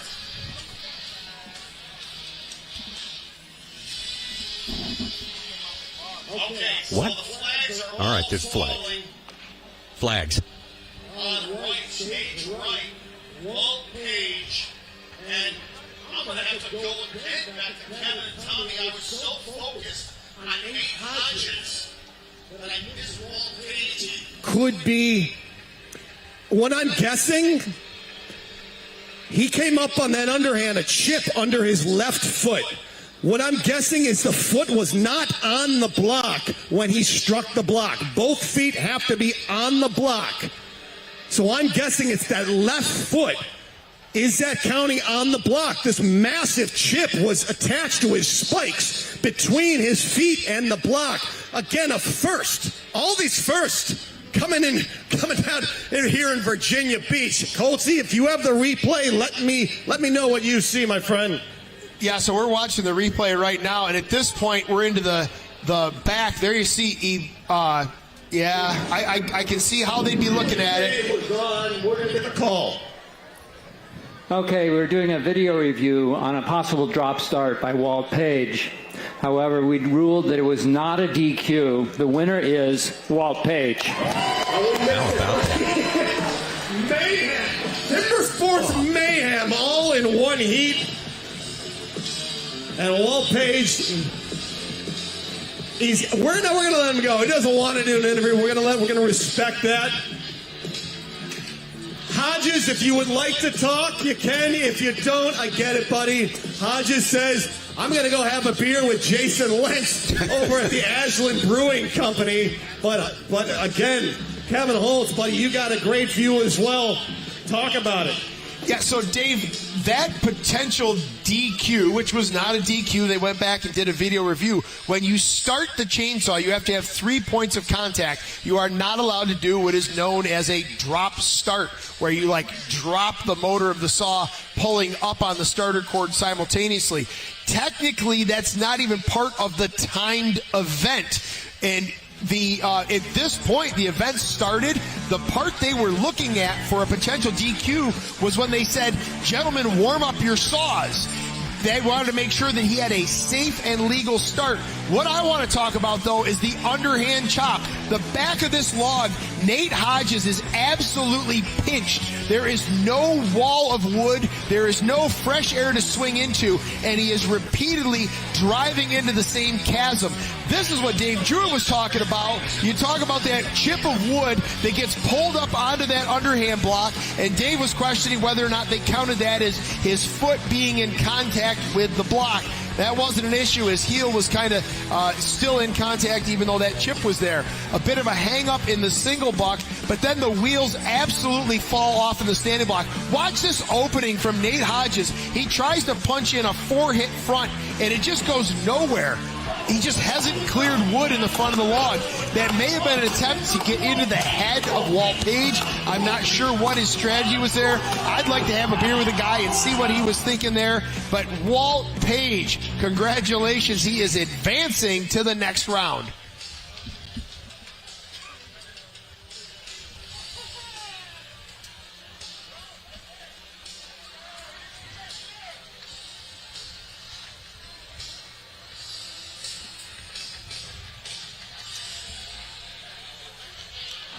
Well, if you'd have told me that Jason Lentz Nate Hodges would be out of it before we get to the semis, I'd have said you're crazy. Yeah, but that is the way it has happened, and we got to move on now. Half of my favorites are gone now, but whatever. Let's talk about Ben Cumberland, though, as we get ready to watch him here in the next round. We looked at his run from earlier today up against Dakota Robarge as he advanced through the round of 16. Watch him open this standing block chop. Beautiful accuracy, a bit of a hang-up, drives through near, and I think it surprised him how easy that went. He's running a new axe, and it is just loving this white pine. And Marcel Dupuis was mistake-free in his run.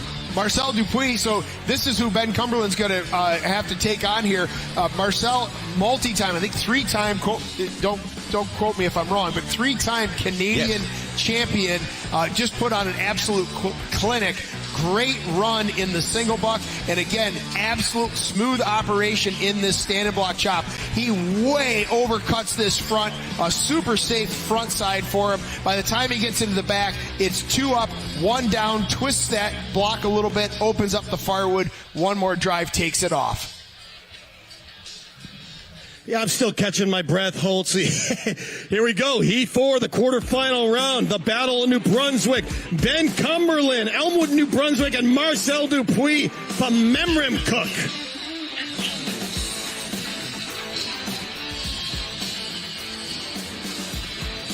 All right, New Brunswick up in the Maritimes there.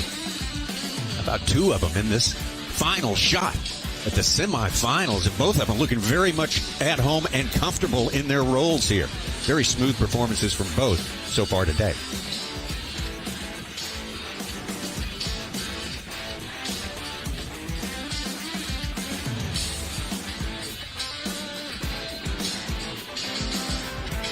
One more slot. We've already got Koger, Hart, Page in the semis. Now, which one of these 2 Canadians is going to join Sterling Hart in the semis? Tommy, I think this is going to be a match much like we saw with Sterling Hart and Matt Slingerland, where we've got 2 competitors that are really just, this is going to be another dogfight. Warm up your saws.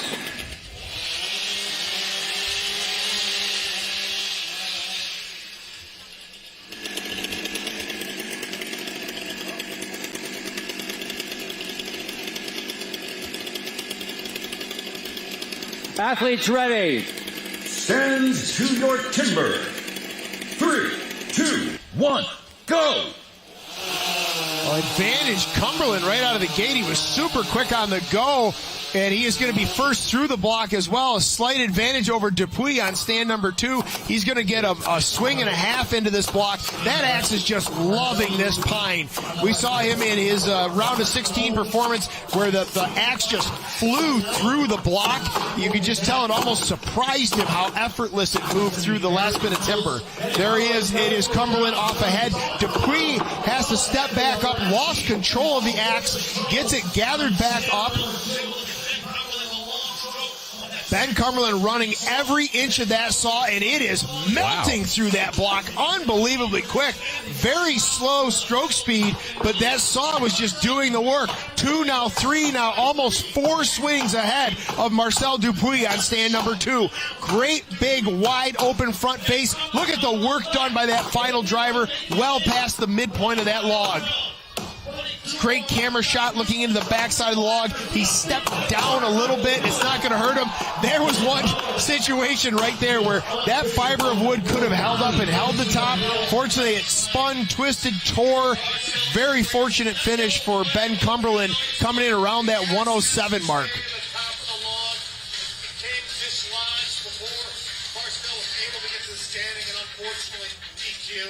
And we'll hear from the head judges momentarily.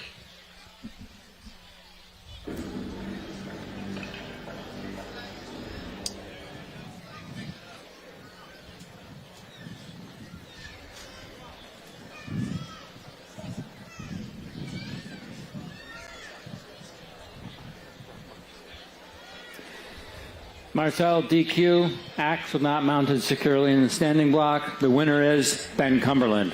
Ben Cumberland, you're moving on to the semifinal round. Great job.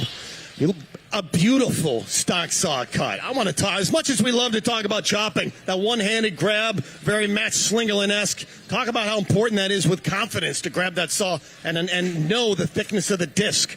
Would you believe me if I told you this is the first competition I've done that in? It actually the one-hand grab. Yeah, it works real good for Matt Slingerland, so it should probably work good for me too. You gonna run that? You gonna try that again in the semifinal? Or we're gonna wait to see. Well, we'll see. Lord willing, it works well again. But that's I love racing against Marcel, and it sucks to see it go that way. All right, buddy. We'll see you in the semifinal round. Congratulations, Ben Cumberland. That is our final athlete.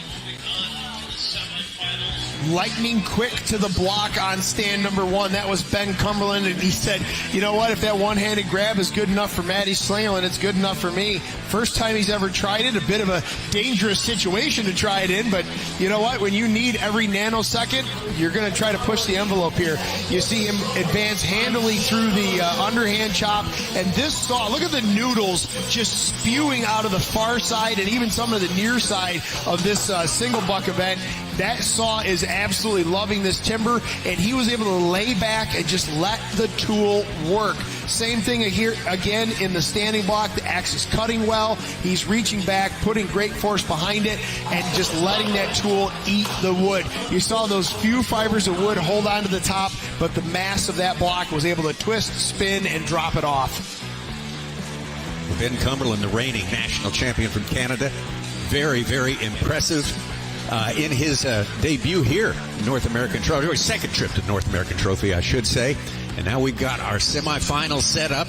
The two countries participating in this North American contest are equally represented here, and we'll get back and get that semifinal action underway momentarily.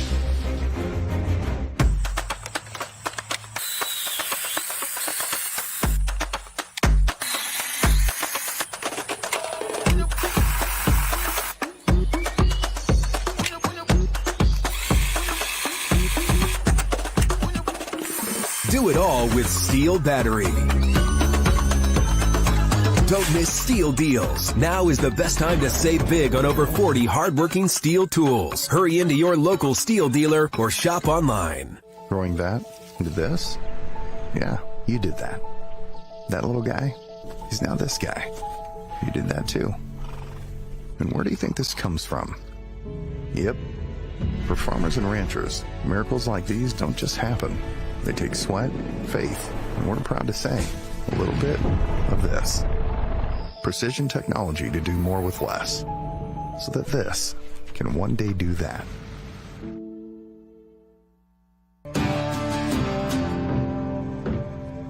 The most demanding thing in my day-to-day would be having enough hours to get everything done. Hey, it's important. No, you've got the tools to do the job. Those animals rely on me to take care of them. You've got to love it. You've got to have it in your heart to want to go out and do this every day. And I want to pass it on to my grandson, so that keeps me going. Yeah, I bet you I'd use Stihl tools when I'm older, like my grandpa and my dad. The thing that motivates me, getting the job done. There's nothing worse than having some junk. You can't get the job done. If I'm in a situation and I need a tool, I want to make sure that I've got something that's not going to break down in the middle of it, because it might be the difference in keeping an animal alive or keeping myself alive. I've been using Stihl chainsaws and everything for close to 50 years, so I am giving my age away, aren't I? My family used Stihl tools growing up, and you know that it's good quality stuff, and you don't have to worry about being broke down all the time. We run Stihl, and it started every time we go.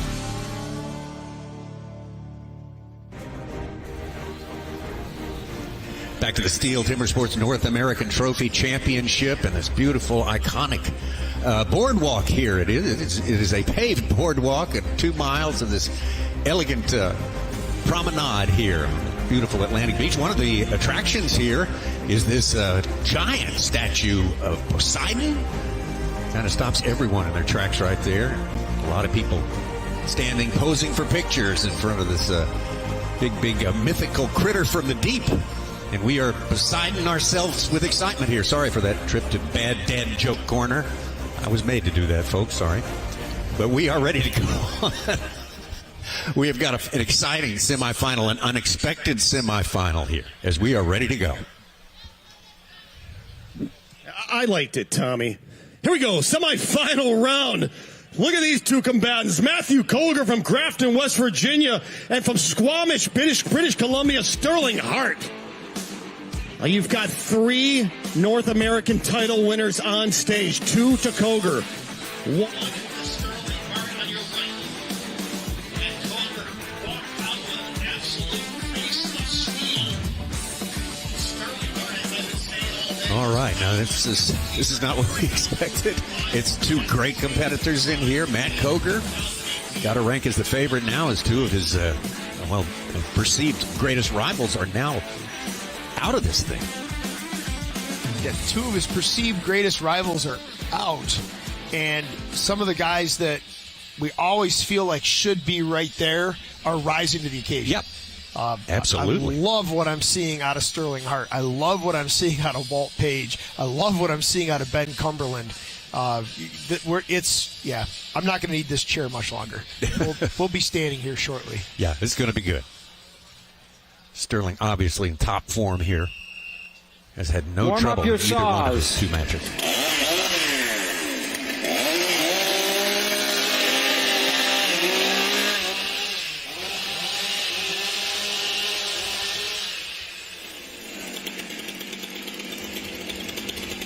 Athletes ready.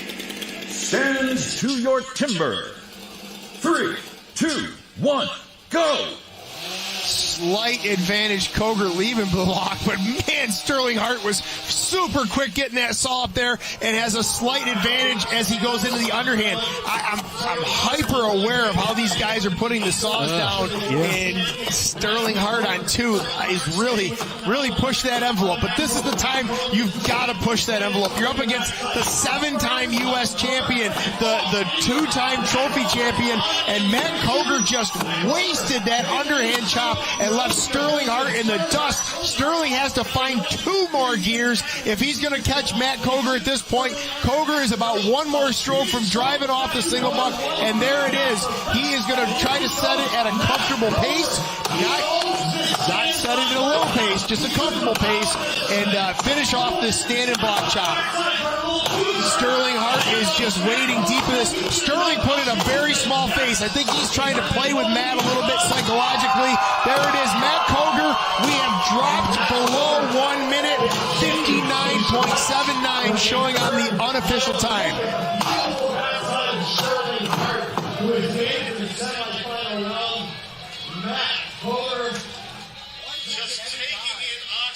I wondered about that. There is the flag flying from Chris Alba on stand number 2. I don't know if he's looking at that stock saw. Kind of think it was. He did go over and look at the underhand chop. He's having a word with Rich Hallett, and they're heading off to the tent to look at some tape together.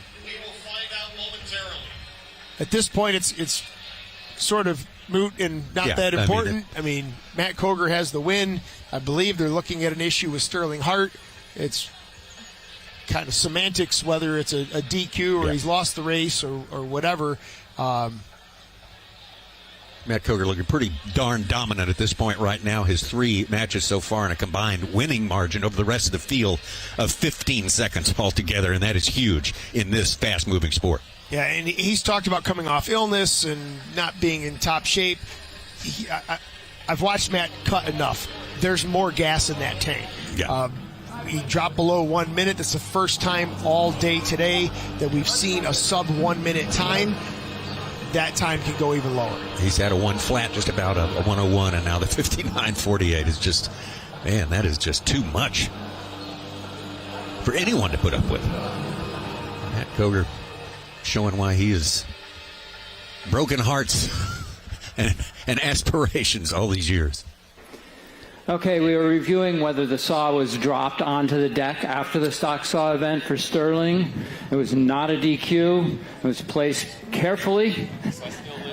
The winner is Matt Colger.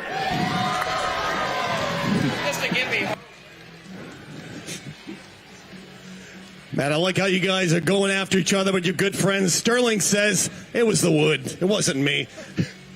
You know, I just watched you in the stock saw. Hands on the wood, you just took this massive exhale and then you just had that face. Is that just so important to bring your blood pressure down? It's just for me, it's just a mental cue for me, just to relax and just focus in on what I'm doing, and then after that, just have fun. Are you having fun? I am now. Hey, big round of applause. We're going to see one more heat of Matt Coger going after a third championship. Let's look at this run from Sterling Hart. Watch the stock saw as he finishes this event right about now. Locks the chain brake. And yeah, so I think the outside hoop of the top handle was touching the stage, but maybe not flat bottom. That is, like I said in the actual event, that's pushing the envelope, and that's what the judges are watching. But all of these guys are pushing the envelope, and Sterling Hart had to push it right to the edge of the table when you draw a dance partner like Matt Coger. Matt Coger, at this point, is in relative, I don't want to say cruise control, but he is not in full GER mode. He is putting in hits. He is cutting this block well. I feel like Sterling Hart put in a short front on the front side of his standing block just to try to maybe get around and psych out Matt a little bit. Didn't fall for it. Matt puts in a clean finish on that chop. Your defending champion moving on to the final there in our first semifinal match. Matt Coger ahead of defeating Sterling Hart. We got another one of our Canadian competitors. Semifinal match number 2 going up against Walt Page. Pulling the big upset over Nate Hodges. He said he's going to have a career day. He did have a great effort right there, and had a little help from Nate as well. Yeah, that was an amazing run from Walt Page. I'm just thrilled to see that come together. I've said it a few times this weekend. I feel like he is a timber sports athlete well suited to this trophy event. This next heat, Tommy, though, is going to be an absolute slugfest. With Walt Page versus Ben Cumberland. Let's watch some of the footage from these guys earlier today. They are relatively equally tuned athletes. They're both very similar in terms of their mindset. They're very modest. They're very calm. They're very cool, collected. They don't get upset and rowdy and whatever. And here it is. There's a look at the stock saw run from Walt Page.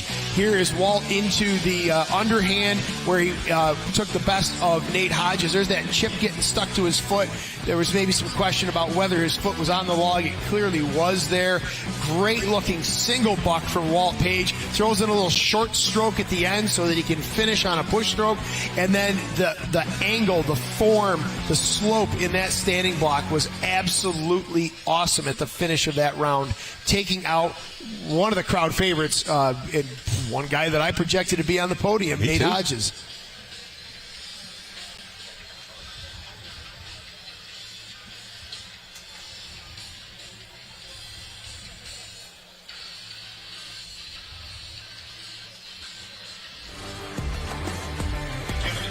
Let's look at Ben Cumberland in his quarterfinal matchup with Marcel Dupuis. Ben Cumberland very easily moving through the round of 16 into this big matchup with one of his chief rivals in Canada. Yeah, I thought this was going to be a closer race between Ben Cumberland and Marcel Dupuis. Ben really in this single buck made short work of that block. That saw was just cutting exceptionally well. Right from the underhand on, he just started to dominate that quarterfinal matchup with Marcel Dupuis.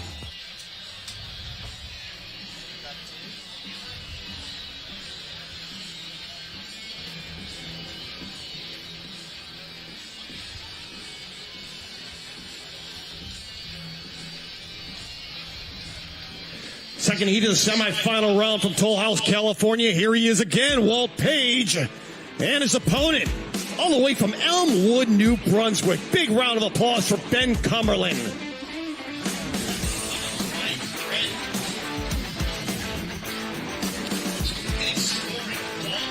Walt Page, a lot of experience, been chopping out here Stihl events for, since his early 20s.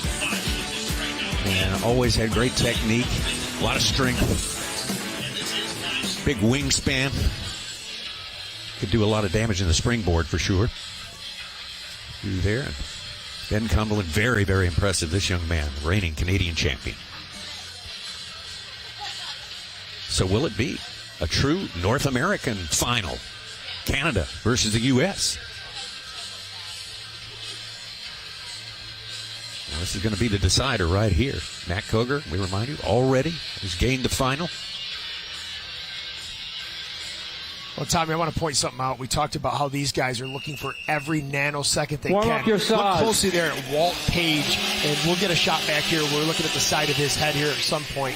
Walt Page has the strings of his earplugs tied to the bows of his safety glasses, so that when he reaches up to pull that stuff off after Athletes the stock's ready. off, the only event you got to run it in, everything's going to discharge at once. 3, 2, 1, go! Ben Cumberland, super fast to the block. Great start. Walt Page is right there with him, though, and actually passes him in the woods. There you see he whips off those safety glasses, and his earplugs exit with them. That's a great strategy. I've seen a couple guys do it, not too many. Some guys are just wearing their earplugs through the whole thing. Some guys are wearing their safety glasses through the whole thing. Massive slab of wood in the underhand on the backside for Ben Cumberland as that block comes down the stage. Walt Page has got to go. Cumberland's into the block. He gets about 2 pushes in. Walt Page with trouble at this top. Oh, and trouble continues for Walt Page. Ben Cumberland is almost through the bottom of this block. He has been cutting so strong in the single buck. Walt Page has got to get this thing moving if he wants to move on to the finals. Ben Cumberland is through the first half of that stand-and block, and he's done it cleanly. He's left himself a good open bit of air to drive into. This is looking very clean and clear. There it is. He lines up. Ben Cumberland is going to advance. Bad news, though. He's going to advance, and he's got to take on Matt Coger now. He is absolutely gassed. You saw at the end of that stand-and block, he went to his knees on the stage. We got to get him some fluids. He's got to get some air in his system. Ben Cumberland just dominated that round. Ben Cumberland, very, very impressive. Already improved about 6 positions over his finish last year. Just really came down here to Virginia Beach ready to play.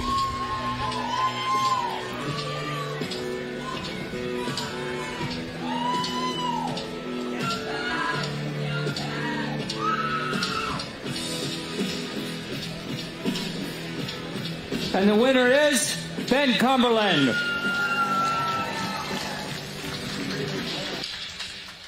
Great cut, Ben. I was watching this thing. You can sit down if you want. You know, it seemed like you death gripped the single buck. It was almost a little bit of panic. Not the best single buck. You're a phenomenal cutter, but when you see the knuckles go white, there's a little panic going on, but you muscled it off. Talk about controlling your emotions when Walt is hunting you down. The one-handed grab on the sock saw didn't work that time, Dave. No, I just knew I had to go to catch Walt. He's been on fire today. Sorry. And, just first few strokes in the single buck, I was gripping it too hard. I had to loosen up, focus on my breathing a little bit, and just start letting it flow. And a little advantage seeing what the mayhem that happened in the standing block. You made a great, safe, smart cut in the back. To be honest, I was almost blacked out at that point. I don't remember much of the standing block. Sorry, we got it on the replay, my friend. We'll show you in a moment. Big round of applause. He's going to the finals. Ben Cumberland. Ben battles his way past Walt Page to advance to the finals. It was an advantage Walt Page at the get-go, but as soon as we got into the underhand chop, Ben Cumberland there, even with a little bit of a hang-up on that opening blow on the bottom, hooked the heel, but drew a big slab out of that block. Very clean cut, and he was off to the races. Trouble, repeated trouble for Walt Page in this single buck. You heard Dave talking with Ben about white-knuckling that handle a little bit. He had to get into position and relax. That saw of Ben Cumberland's is cutting so smooth, and he is running it so well. It is super tough to beat him. You see Walt Page wiping the sweat off his hands going into the standing block. These guys are about gas, and Ben Cumberland has one more massive matchup to go. Walt Page, probably in previous trophy competitions, thought he, by his standards, underperformed, but he has had by far his best ever finish in a trophy. national trophy or international trophy competition there. He will move to the small final to go up against Sterling Hart. And we do have a true North American final set up. After that small final, it's going to be Matt Koger going up against Ben Cumberland. This should be a great one. Koger seems to be in perfect form, if maybe not as much endurance as he ever has, but man, oh man, it's going to be a good. Ben Cumberland, very, very impressive. He could step it up another notch. We'll see what happens.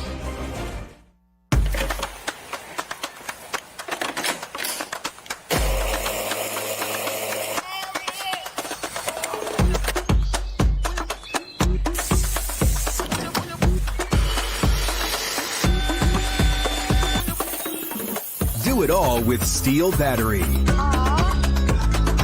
Don't miss Stihl deals. Now is the best time to save big on over 40 hardworking Stihl tools. Hurry into your local Stihl dealer or shop online. Growing that into this? Yeah, you did that. That little guy is now this guy. You did that too. And where do you think this comes from? Yep. For farmers and ranchers, miracles like these don't just happen.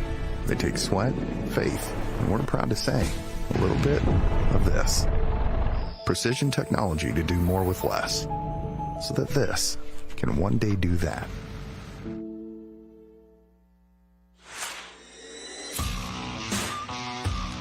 We only use Stihl stuff. We've tried rotating through other brands in the past, and we always come back to Stihl. I choose Stihl tools because of their efficiency and durability. Everything comes down to like how quickly do they end up breaking down. The key element to growing my business would be dependability, whether it's with our crew or with our machinery. So the reliability is super important because we have a certain number of yards that we have to get to each week. And if we can't get to those yards and stick to a schedule, then the customers get pretty upset with you. So it's super important to make sure that our tools are working properly, and that's why we gravitate to Stihl.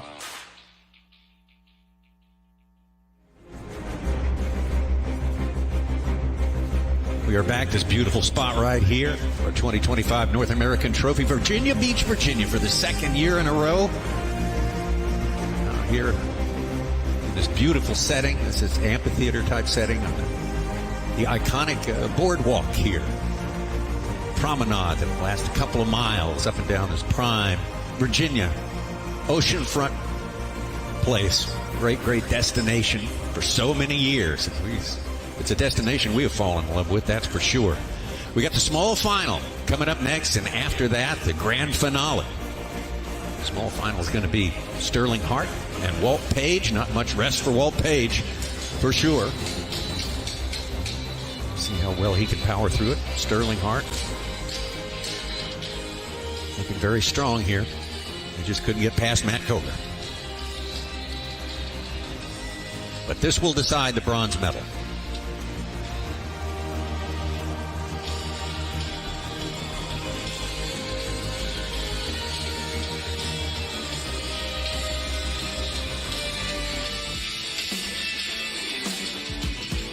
There's your final bracket setup as it stands right now. Semifinals were exciting.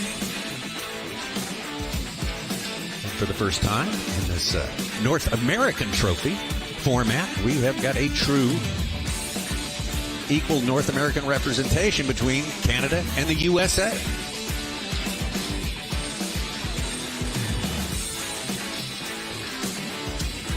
And in that final, you will find our two national trophy champions. They've already locked that down.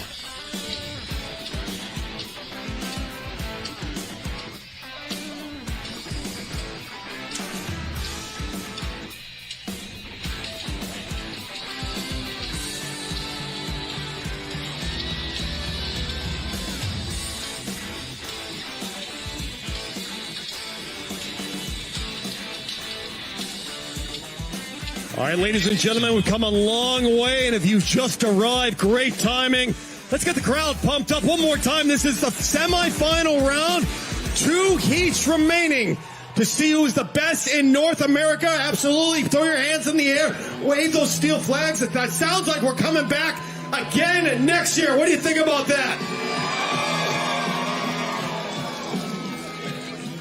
And actually, we need to take this whole crazy crowd and bring you up to Milwaukee for the national championships at Milwaukee German Fest.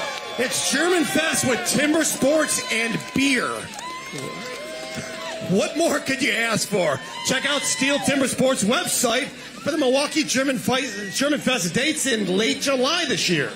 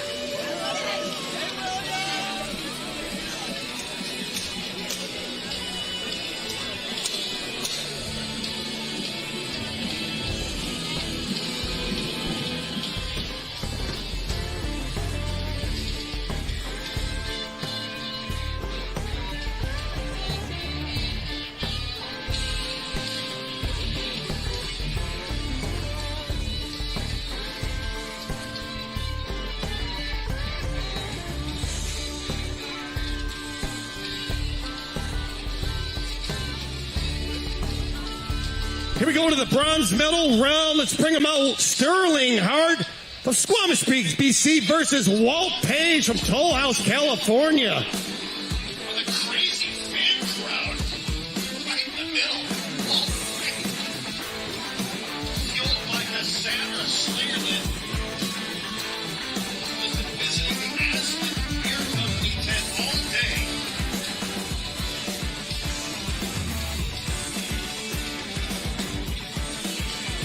Sterling Hart on stand number 1 on the left. On the right is going to be Walt Page.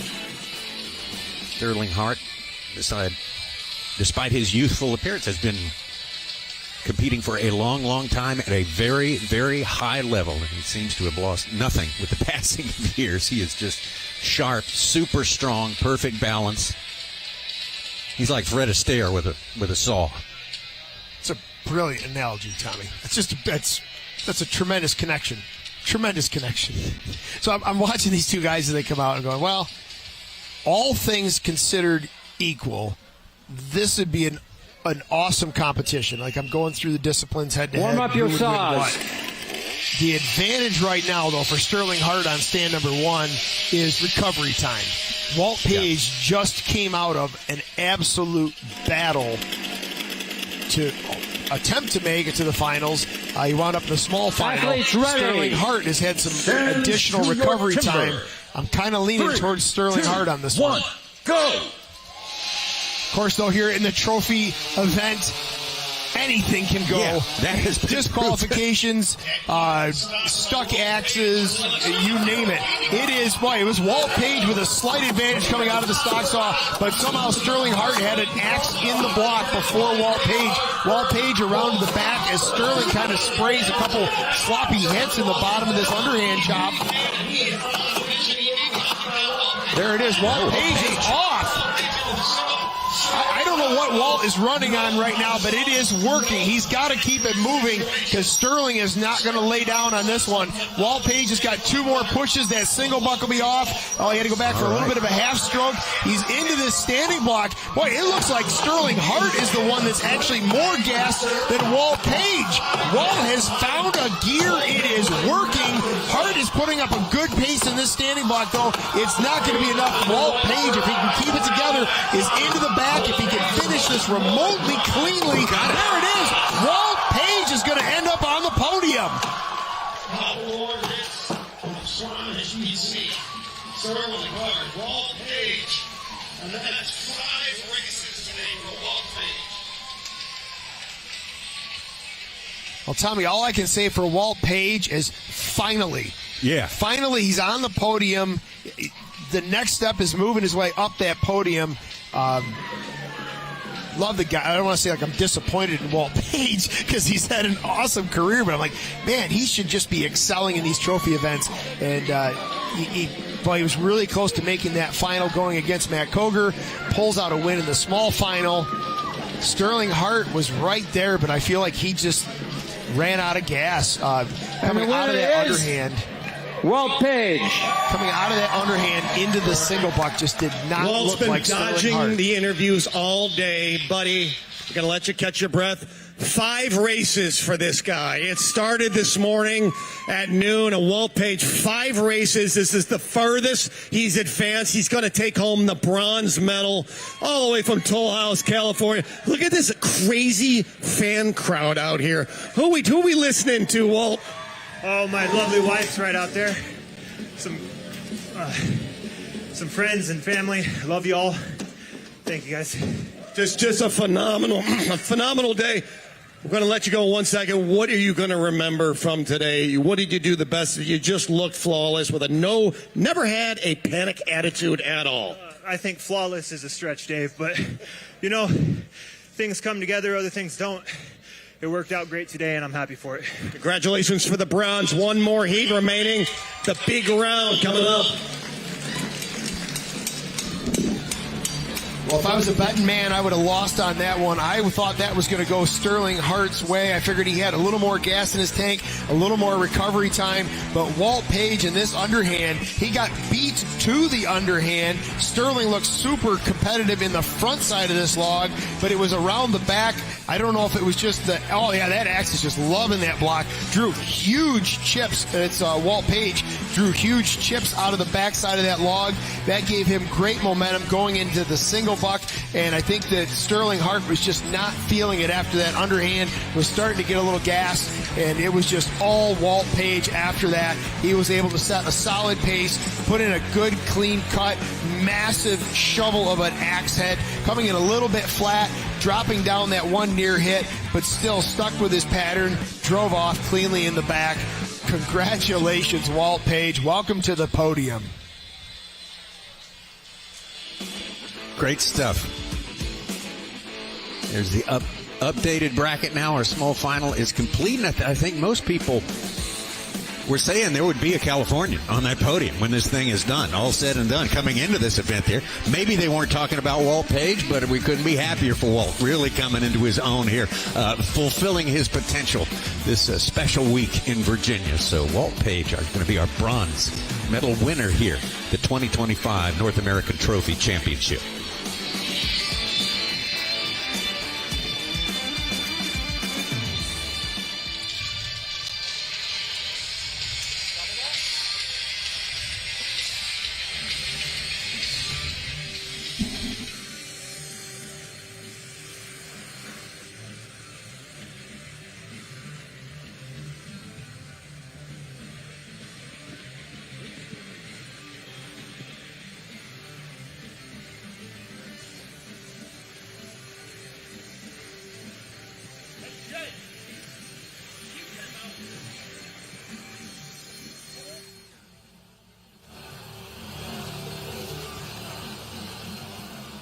All right, stage crew, stick around. Hey, ladies and gentlemen, let's give a shout out to the unsung heroes that are breaking their back here. They get the stage cleaned off in record time because this is airing live around the world. Give a wave, guys.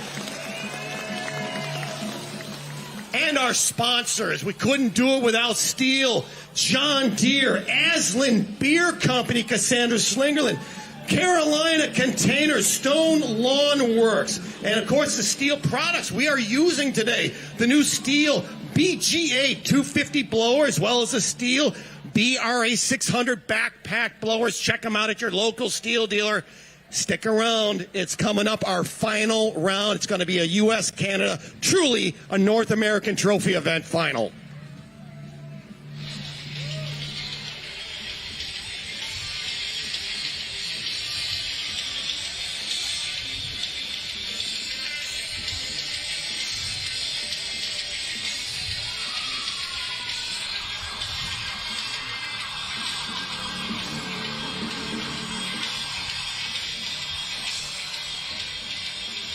Well, this is our final round. Who we bring out from Grafton, West Virginia, Matt Coger looking for his third title. And our first time to the gold medal round from Elmwood, New Brunswick. Big round of applause for Ben Cumberland. Well, this one is going to feature already having achieved national championships for both these guys for 2025 in trophy. For America, for the USA, Matt Coger, Ben Cumberland for Canada. So this is for continental bragging rights right here. That's what you could call this. To be the winner of this North American Championship, which is a thing unto itself, to be sure. Oh, and Tommy, I'll admit it when I'm wrong. I'm big enough. I'll admit it when I'm wrong. The small final, I missed that call. I said Sterling Hart had the advantage. Walt Page came out with the win. Let's see how this one goes. Yeah. I'm obviously throwing my weight behind Matt Coger, 7-time U.S. champion. He's got 2 of these titles under his belt already. But more importantly, as I've watched him advance through these rounds, every time he finished, I felt like there was still more there. I still don't feel like we've seen his fastest run. Contrast that with Ben Cumberland, who has had exceptional runs to get to this point, but was on his knees after that last round. So athletes I feel like Matt Coger just has more in the tank. To your timber. 3, 2, 1, go. That said, DQs, a botched cut, you just don't know what's going to go on. I was wrong. Here we go. Ben Cumberland just going to throw it in my face. He is ahead going into the underhand, but he's got a very small, it's coming apart here, I think, for Ben Cumberland. Very small front face in that underhand chop. I don't think that is going to pay out well in the back. Oh, he got it, but it let Matt Coger catch up. Matt Coger is an exceptional single buck sawyer, but Ben Cumberland has been sawing exceptionally well. I think Matt Coger is just going to out-throttle him here. These guys are going to be neck and neck. I think Cumberland might drop first. He does, just barely. Does he have enough to stay in there and take down 7-time U.S. champ, 2-time national trophy champ? They're around to the back together. Unbelievable pace from both of these guys. Ben Cumberland, no, Matt Coger is going to end up as our gold medalist. Unbelievable effort from Ben Cumberland.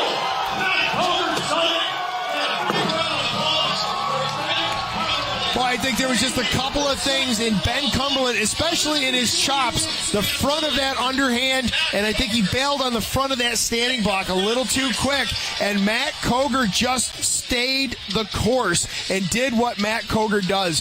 What an exceptional race. I thought I was going to go 0 for 2 in my last 2 calls as these guys were going head-to-head. Just incredible. His fastest time of all on the upstick, on the rise throughout all 4 matches today.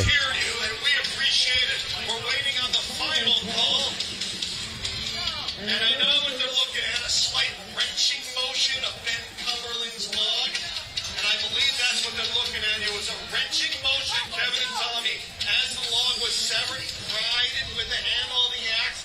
It must be severed with the blade, not pried up.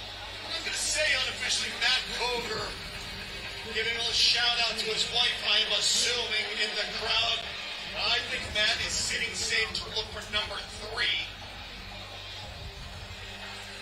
And Matt, we have won 8 world titles and the 8 national titles in Stihl Timbersports, the 6-event format. Getting the 8th was so difficult. You got the 7. It seems like getting this 3rd. You won the 2, but getting the 3. How did that feel like? Deja vu? Am I going to get it? Because you had a big guy named Jason Lentz standing in your way. You know, I felt a lot of kind of like not a lot of confidence going into it, truthfully, Dave. So right now I'm just on cloud 9. Here's the call, my friend. All right, gentlemen, we're reviewing a possible wrench on this stand. No DQ. Your new champion is Matt Coger.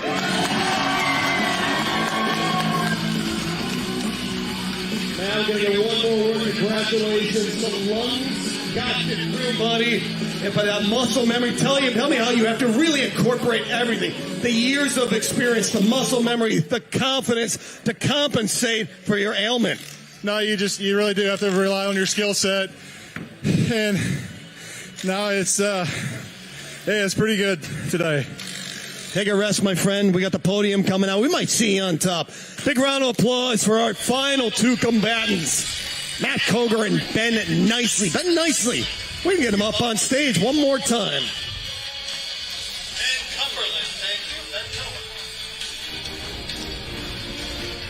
Getting ready for it. The Podium Awards coming up next here. Matt Coger taking his top spot for the second year in a row. Stick around. Let's go for a walk.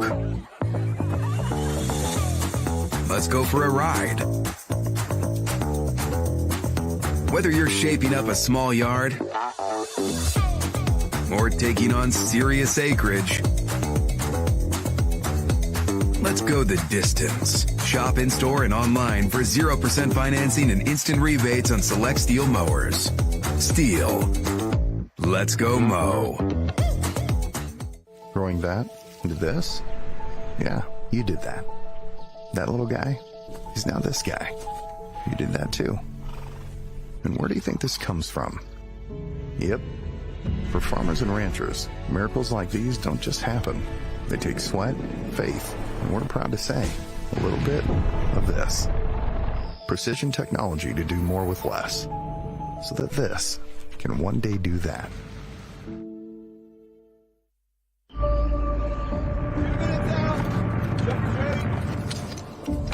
In this country, we believe in what we're made of.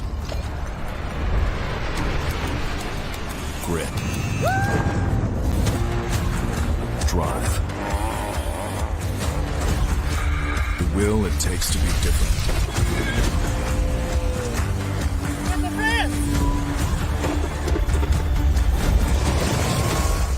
We've been called to serve this great land. To help its keepers. Its guardians. No matter the odds. Because we were made for this.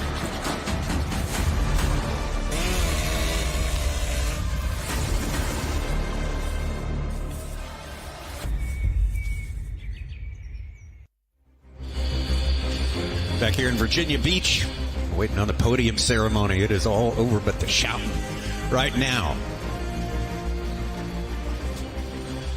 And I don't know. I don't think I was the only one, Kevin, in the crowd thinking about halfway through that final match that Canada? Maybe? it nearly got there. And hats off to Ben Cumberland. Great effort. Valiant, but there's only one undefeated one of the 16 at the end of competition like that. And that one stands as the winner. Dave Jewett, will you take it over?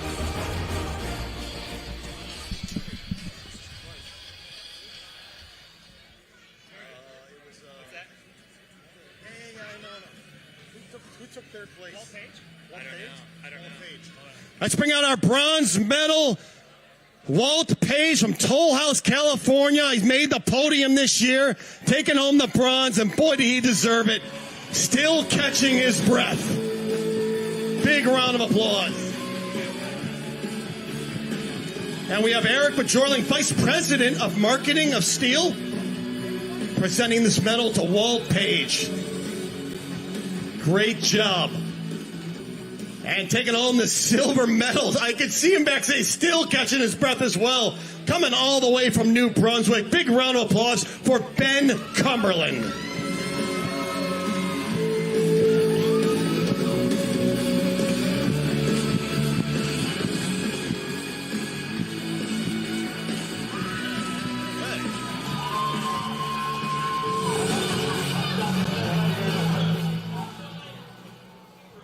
And the most winningest trophy winner in North American history, taking home his third trophy from Grafton, West Virginia. Give it up for Matthew Coger.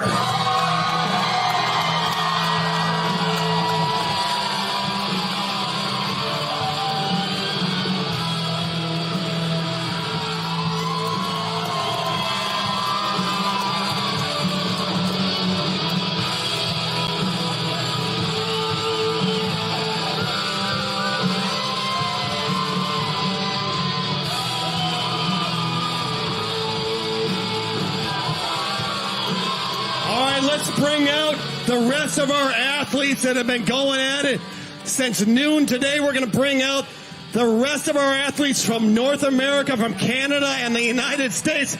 And we got everybody back. They say, get up here one more time. You can't have a beer just yet, but maybe they have.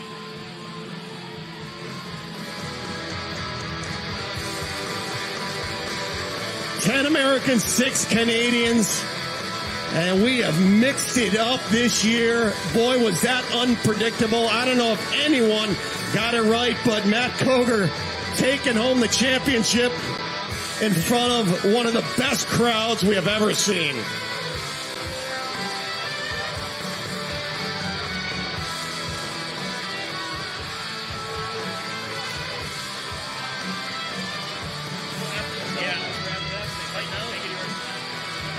All right, thank you to all of our sponsors. Thank you for coming out. We're going to be back here next year. And if you feel like taking a road trip, the last weekend of July, come up to Milwaukee German Fest to watch the National Stihl Championships. You'll see all these American athletes going at it again. Give yourselves a big round of applause for making this a great, great tournament.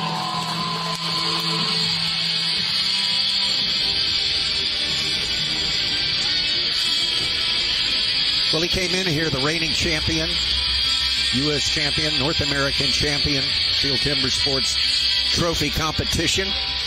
And the crown remains in place. It's Matt Koger, the 7-time U.S. individual champion, also former international trophy champion. Matt Koger pushing through it, had a few issues with his respiratory health, trying to come back from an infection.